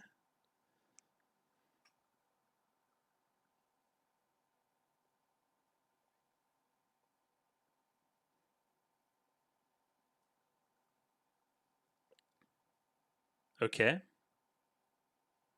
Okay. Wait, hang on. This might be where she dies, right? Because the whole city's been destroyed. Think about it.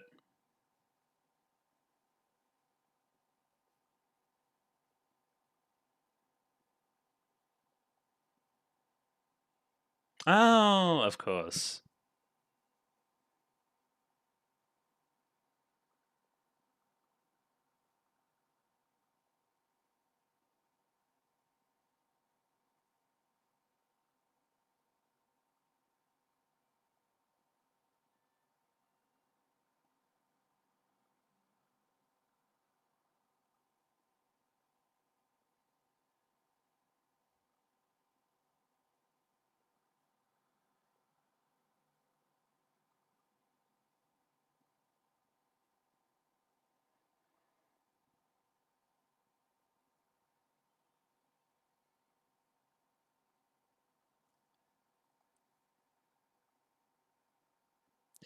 Still everybody helping, eh? Even now.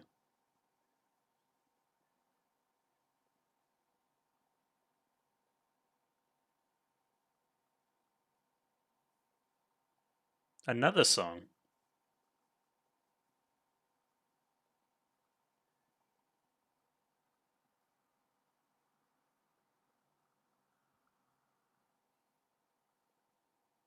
Remember the whole thing I said about Trigger in space? Look at this. Perfect.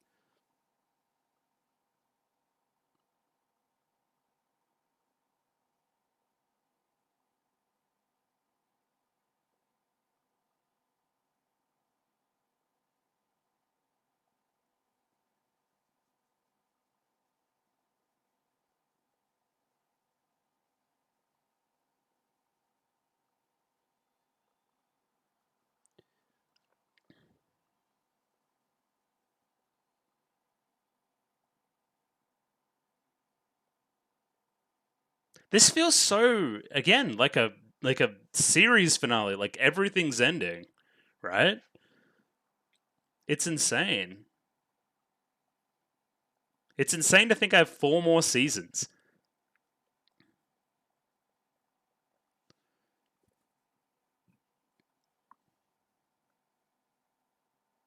Found the meaning in being a sword, something like that.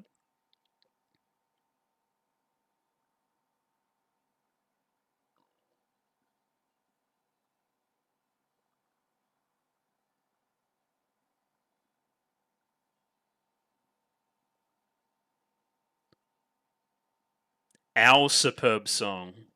Think about it. Not self-sacrifice. As a group. Oh god, there's so many rockets. Sick.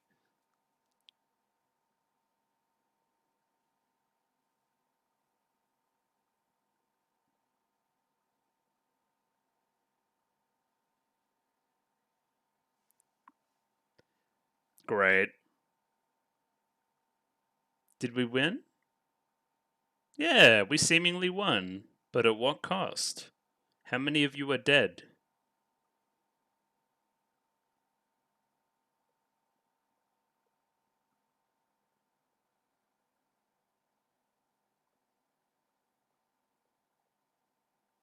Oh, the shooting stars! No way! No way! Not like this. Poor old shooting stars. So are they all dead? Yeah, as I thought, huh?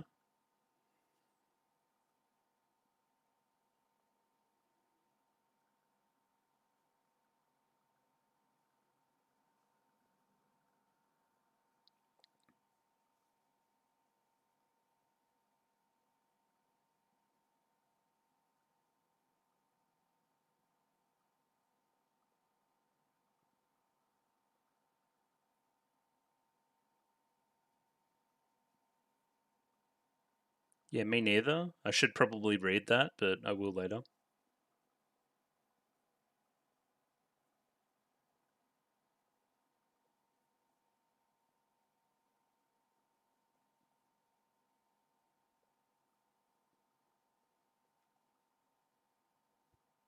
I don't know. I mean, there was a lot of witnesses there. It can't be that classified. Together. Because you've seen the shooting stars now, even if it's not how you wanted it. Okay, what is happening? Excuse me? Still noise? Hand holding? Oh, look at this hibiki shit.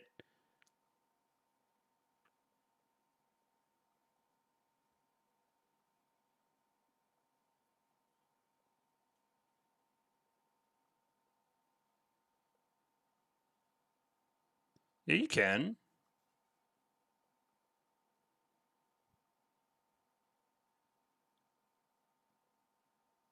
Try singing, it always works.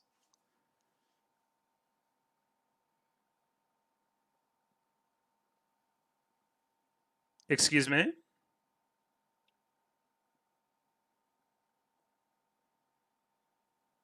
Hey, we made it!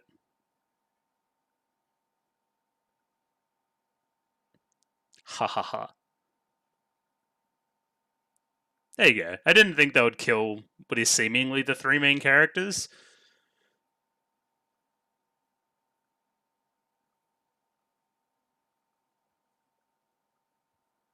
But I guess she's not going to school anymore. I guess the school's kind of like leveled. Hey, there's those shooting stars. Let's just go see them whenever. That was the end, huh? There's been three separate, like, what's the. It's not duet at that point, right? I keep saying duets. Because everybody's singing this song, right? Or maybe they're not. Maybe it's just, Nana Mizuki. It's unclear. There's multiple people's voices there, but it sounds most like Nana Mizuki. Anyway, there's lots of songs to read. That's gonna be fun.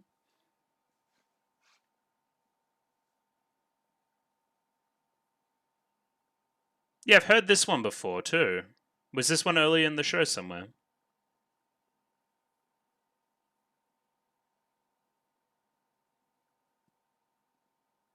Is this the one at the concert? Maybe. Anyway, I don't really know. Um, all in all, hey, they tried to like fake out their deaths like three separate times. I'm not gonna believe anybody now when they say somebody's dead. That's funny.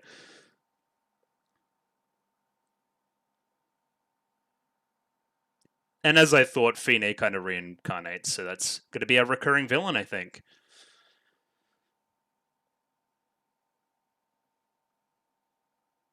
Based around different attuned, maybe, whenever somebody's attuned. Finn? Yeah, let's jump into a little bit of analysis on episode 13, the last episode of Symphogear Season 1. So, yeah, I really think that works as a finale, kind of amping up the large anime spectacle of it all. I kept saying it feels very Trigger, but of course, Trigger and Symphogear are probably inspired by the same things, just these kind of over the top magical girl adjacent stuff where we go to space, we save the world, where it's two giant things fighting each other. There's beams going everywhere. It's a massive fight for control of the world. The stakes are massive, is my point. And yeah, I think it pays off on a lot of that. I think it's a satisfying conclusion to the series, bringing together a lot of the themes of the show that I've picked up so far, and kind of applying them to their logical endpoints in a satisfying way. I thought the production was pretty good these three episodes as well. There wasn't any noticeable, like, really bad points for it. It was mostly solid all the way through. Good color work in general. Character design changes were nice as well. Feeney's really evil, like cartoonishly so. And this little bit of talking to the lore, like way back in the past, I'm guessing that humans made the noise, and that's the reason why Fine and whoever Fine keeps being is unable to communicate with whoever this god is, right? Or whoever this creator, whoever him is, that kind of second person uh, term. Other than that, I don't really know what to say. I'm going to have three separate songs to sing. It was nice to see my kind of duet. I don't know what the word for a three-person duet is, but sure. Kind of all singing together at once, bringing together, like that whole theme, right? Singing is a view into our soul. So if we're all singing together, our souls are aligned. We all deeply believe the same thing and are striving towards the same goal. That's what that really means. Especially, yeah, singing at the same time, harmonizing, right? We didn't really do it as much as I thought we would do it with the whole Miku yelling out to Hibiki thing to get her to, snap back to reality, if that makes any sense. I thought we were going to play that up a lot more and play up that relationship a lot more, but it was kind of understated in a way. It was less Miku and more everybody all at once and Miku, so that was good. I don't know how I feel about the death at the very start of the show being a massive fake out. That's not great. I thought that was one of the more interesting things to follow along, and now that that's just done, I don't know where we go from here. We've also established a system where characters Like, whenever they die, we're going to always have question marks now, right?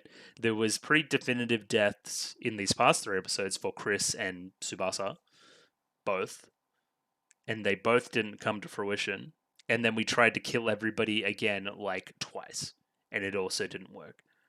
So, I do not know what to say. I think throwing down a piece of the moon at the Earth is cool, though, even if it's a bit impractical. You know how long she would have to swing that thing?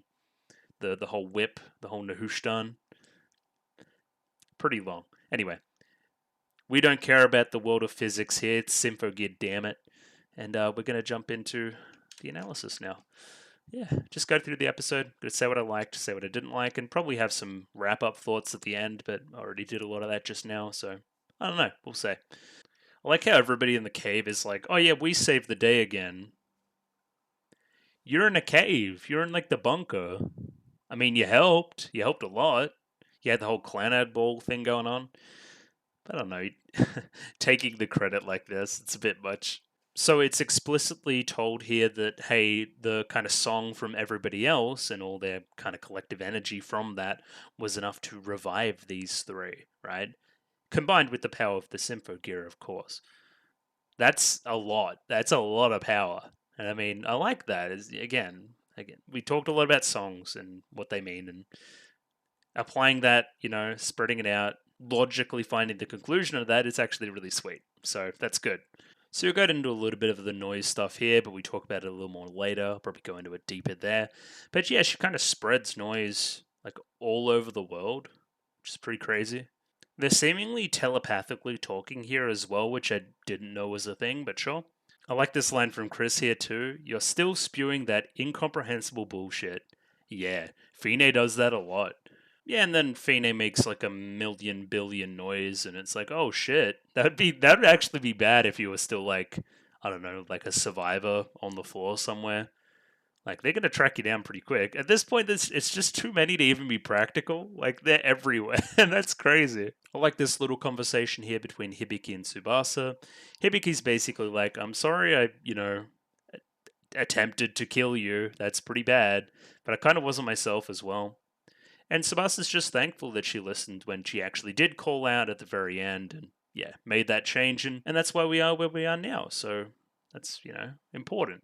So yeah, we jump into our first of a couple of new songs, I think. There might have been 2 or 3. And yeah, I particularly like the subbing work here. So whenever Hibiki sings, it has that border. Whenever Chris sings, it has the red border. Whenever Tsubasa sings, it has the blue border. And then when they're all singing at once, it kind of has a multicolored border. I think that's very effective. Helps me, actually reacting to this as well, because I don't have the noise on right now and I can see who's singing.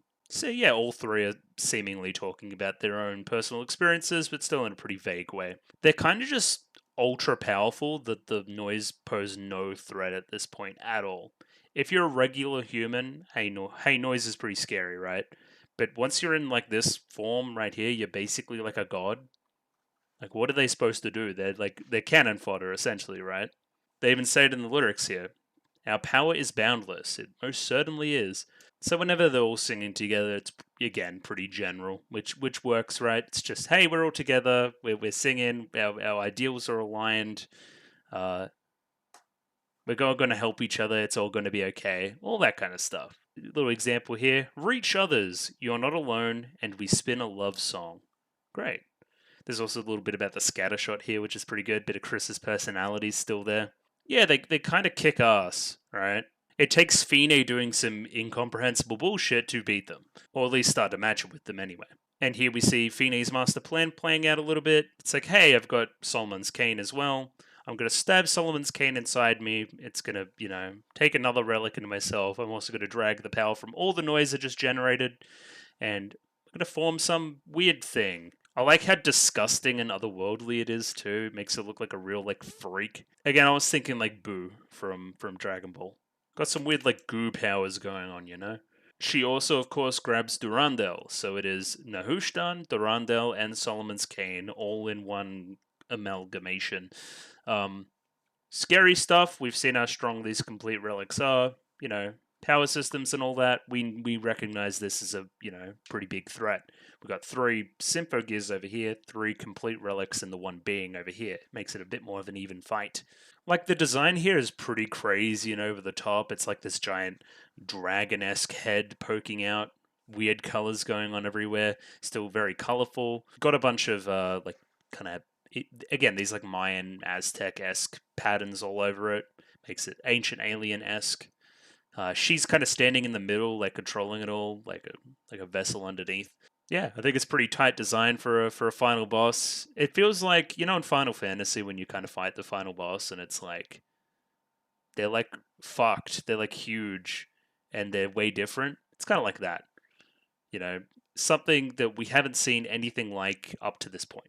And again, it makes you think, like, how are we going to top this in future seasons unless we go even bigger? Which is insane. This is already huge. How do we go bigger than this? Anyway, these guys, they have regular blue flash and regular whatever the other attack is, Megadeth, whatever.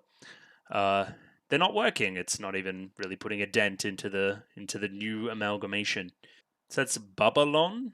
In Legends, she is the harbinger of destruction. So that's what kind of Fine / Ryoko is right now. Oh yeah, poor Ryoko and all this, by the way. She never asked for this. This is where Tsubasa hits him with the Destroyer Blue Flash, which is stronger. I don't really know the meaning there, but it had extra text. That means it's stronger. And this is where we start to take the upper hand. I wonder if they had a little plan surrounding Hibiki grabbing Durandal here, or it just kind of happened. Either way, that's what occurs, and yeah, we'll see it play out from there.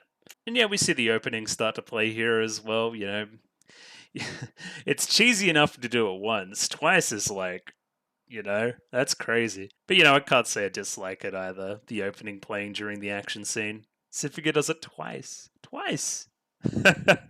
Either way, kind of as an audience, we know what happens when Hibiki last touched Durandal.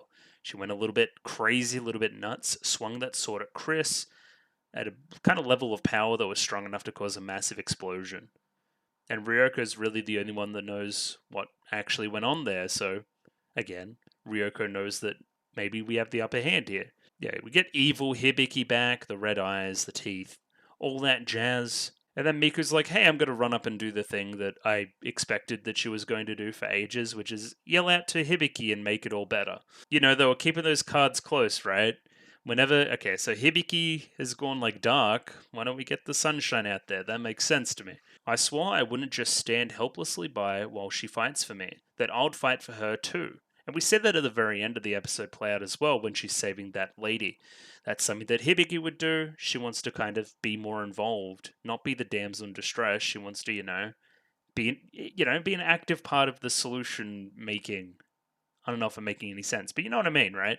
Inspired by Hibiki's heroicism, she wants to enact some of that herself instead of merely just being somebody that stands by. I like what we're doing with Hibiki here. There's kind of like, this stuff, right?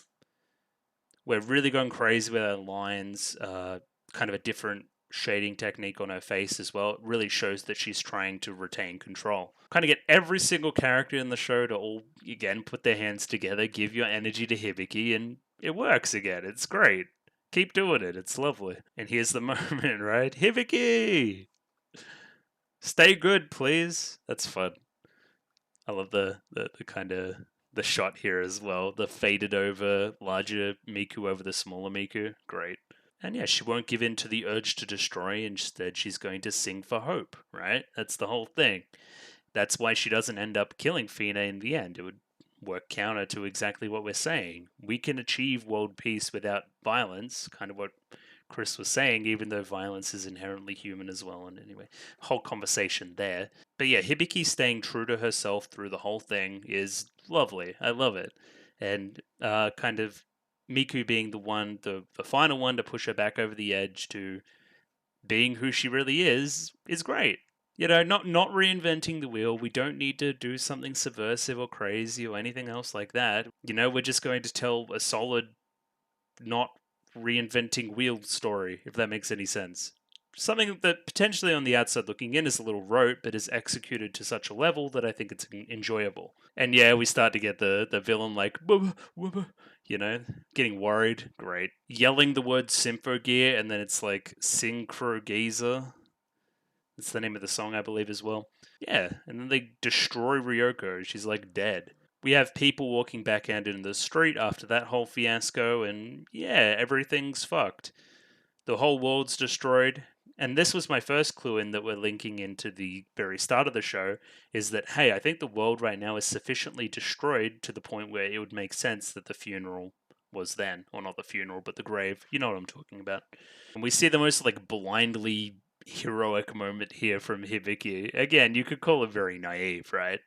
I'm going to try to talk Fine around right now, and surely she'll turn back to our side. I know that Ryoko's in there somewhere. She's going to be, she's going to reach out to me. It's all going to be okay in the end. This shot here, especially over the city looking to the ocean with that sun, reminds me of the same one that Tsubasa saw with the other two girls as well. Kind of, hey, this is what you destroyed. This is what we hold dear.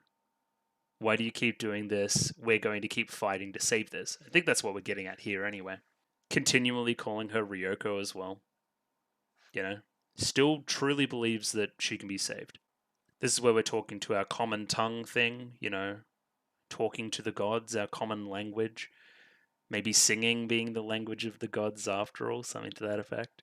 Do we need these pieces of our past to kind of exhibit these outward godly language emotions to others? I don't know. It's an interesting one for sure. But it's seemingly, hey, we developed a weapon that is completely mindless and just for war. The gods are like, hey, that's bad. We're going to take away the ability for you to even contact us at all. And of course, for somebody like Fine that's in love, that's horrible. And she wants to find the only way that she can to rectify that. I think she's going in the wrong direction. But again, there's a lot of things wrong with Fine, so that's only the first of many. Chris sensed something there, but Tsubasa kind of held her back, still giving Hibiki the opportunity to say her piece. And yeah, for a moment there, you think Fine's going to have this whole heartfelt explanation about what's going on, and she's going to kind of face turn a little bit. And, she very quickly puts an end to that. She's like, I'm going to shoot my whip all the way up to the moon and then pull down a piece of the moon and destroy you all. It is kind of sick, though. I can't even be mad.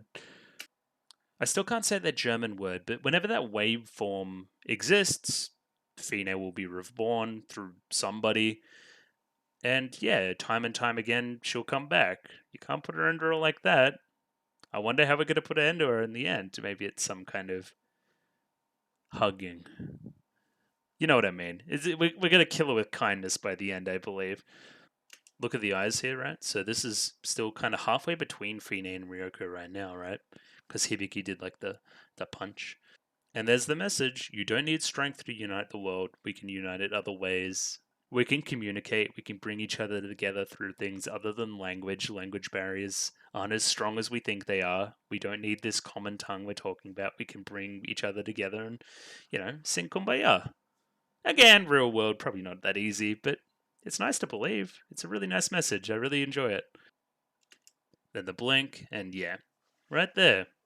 There's the Ryoko eyes I know. So yeah, Hibiki's somewhat justified. She was always in there somewhere. That's good. I really like that. And then she kind of fades away to the wind. Right here. Poor Ryoko.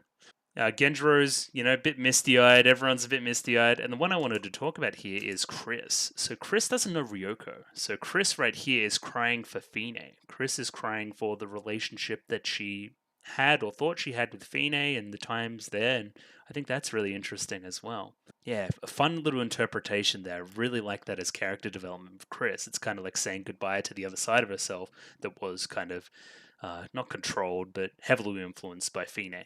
And then, yeah, we turn into Apollo 13. We have to destroy the asteroid, and it's kind of a suicide mission. And Hibiki's going to go up solo and save the day all by her lonesome. Kind of starts by giving this really serious look to Miku, and then turns on the smile, right? I'll be back, so don't give up on living. Is that talk to the final scene as well, where she's still trying to save this person? Still right to the very end? I don't know what they do with the voice here or what language they're singing or any of that, but it's really crisp. I really like the superb songs. They are very, heartbreaking and scary, of course. So this is the first of a few fake out deaths in the end of the episode. So first she's going to, rise up and sing her own superb song, killing herself in the process and stopping some of the moon peace. We get this kind of visual filter as well to make us kind of visually understand what's going on too. But no, we're joined by the two others. Chris and Tsubasa are here to join us as well. Instead of it being a self-sacrifice, instead of it being a singular superb song, it is our superb song. And I think that's an important distinction. May have something to do with the result as well. Well, we don't really know what happened up there. That's a... it's very funny that they're still alive. And yeah, we get our second song here. And let me just have a little read through the lyrics. I think it's very similar with the, lines pertaining to whoever's singing them. Yeah, here we go. Like Tsubasa, did I manage to become a real sword? And Chris, finally, I've enjoyed life. That's nice. She needed something good to happen to her.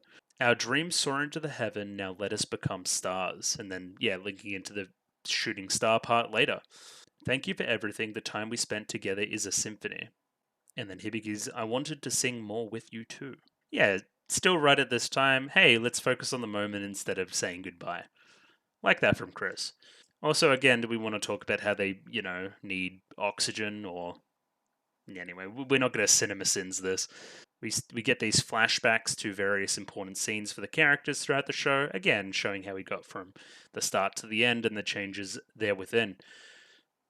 Chris in particular has undergone a lot of change, so again, lots of poignant scenes referenced here. This here's an important line for Tsubasa based on what she said before as well. That's why there's still meaning to a sword protecting others. She knows the real meaning of a sword now. She's a real sword. As opposed to, the fake sword she was before, just fighting for fighting. Sword is a tool. The tool needs to be used for something.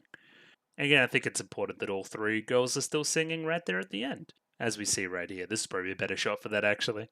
And there it is. This is our superb song. So yeah, we had Tsubasa with the sword, Chris with the rockets, and Hibiki with, the super punch. Awesome. She doesn't have a weapon, huh? Either way, it was enough power to destroy the moon, or at least the piece of the moon that was falling. Now, of course, I thought that they died at this moment, so the whole shooting stars thing was very sad. Well, it still kind of is for Miku. Again, that's the perfect connection to her and kind of Hibiki's story. I wanted to see the shooting stars, but not like this. Perfect. Hopefully they get to go on an actual shooting stars date soon. That'd be ideal. And then, yeah, we pop straight back into our prologue, which is also our epilogue. So again, talking circular nature of a season fits very well. This whole season feels very finalistic. There's not much to go off through to the end, except for all the characters being alive. That's the only reason why the show should continue. I guess we have some Tony Glazer stuff we need to talk about. We have some outward foreign influence Japan stuff that needs to be spoken about as well. And Fine's still at large, but other than that, there's not really much more to go off of. There will need to be new characters in the next seasons, you would think, to keep things spicy. This is the only way I could get the subbing here. The opposition has made several statements regarding the government classified weapons program that recently came to light. Partly, representatives have referred to the incident as the biggest constitutional breach since the war, and there have also been suggestions that the budget should be revised. Okay, so more government stuff. The American government has also expressed concerns regarding these developments, specifically that the government's actions have involved possible violations of international security treaty. The President of the United States has made unprecedented statement demanding the publication of all classified material relating to the incident. Hence why Hibiki and company needed to stay dead for a while, so they didn't know what they were actually doing. And yeah, linking straight back to the very start of the show, and here's the very important photo from kind of episode, whatever it was, episode 8, I think. We jump into our last little kind of Miku, I'm gonna save lady scene. Again, very Hibiki thing to do. We saw this play out with Hibiki with the little girl previous in the show. And yeah, even in the kind of the darkest moment here towards the end, she still doesn't give up. And that's the important part, right? Right through until help arrives and everything's okay. And yeah, this is where we kind of end and go through to the future of the show, I guess. This world has songs. It most certainly does. And yeah, I wanted to find out if this song in the credits was the same one as the other episode. Just bear with me a second. No, it's seemingly a new song. That's interesting enough, I think. I still think it's a, Nana Mizuki song, and I've had a quick read through the lyrics here as well. Again, talking a lot of the same themes again. Again, mentioning of wings, which kind of gave me the whole Y Wing theme to jump off of. But yeah, it wasn't the song from the concert, no. Either way, that's the end of Symphogear Season 1. What did I think overall? Yeah, good. Thumbs up. If that's the worst season of the show, we're in for a treat. Again, I've never been much of a production guy, so I don't feel like talking too much about that. Again, I'm way more of a characters guy, I'm way more of a themes guy, as you can probably tell by me picking, I don't know. Well, Monogatari has its production stuff, which is good, and production stuff that's bad, and what else am I watching? Oh, Chainsaw Man's a delight at the moment, actually, from a production perspective. But anyway, bad examples. My point being, I don't need a show to wow me visually and audio and all these other things, like, all the time. It's way more important that you get your characters right, you get your pacing right, the episodes make sense, this is a good stopping point, all that kind of stuff, right? And I think Symphogear does that really well, in spades. Great voice performances all across this thing. Pretty good music. I hope some of the other songs future into the series kind of move away a little bit from this electronic direction. But again, it has its charm. Again, you could listen to a song and say, "Hey, that's a Symphogear vibe," and I think that's important as well, especially in comparison to something like, say, Love Live, which kind of does all genres. So you can't really say something's a Love Live song. The story had its twists and turns. It had me on the kind of edge of my seat with the Ryoko stuff. I didn't really know what was going on there until the very end, which was good. Great character growth for characters like Tsubasa and Chris in particular. Again, they're very different characters from the start of the show to the end of the show. Hibiki is very similar to what she was in that regard, but that's the point. She's meant to stay the same. She's already a little perfect little bean the way she is. So yeah, my video corrupted here. So this is me the next day when I'm editing, just finishing off the video apparently. Um, Basically, what I said yesterday, just in finishing, is yeah, this is a good season. I don't really understand the commentary around it being like a tough show to get into. I thought it was pretty good immediately and should only get better from here. It's a grower, not a shower. That's all I hear about it. So I'm already at a good starting point. So it should only grow to even better from here. Either way, thank you very much for watching the first season of Symphogear with me. It's been a bit of a blast, so that's good.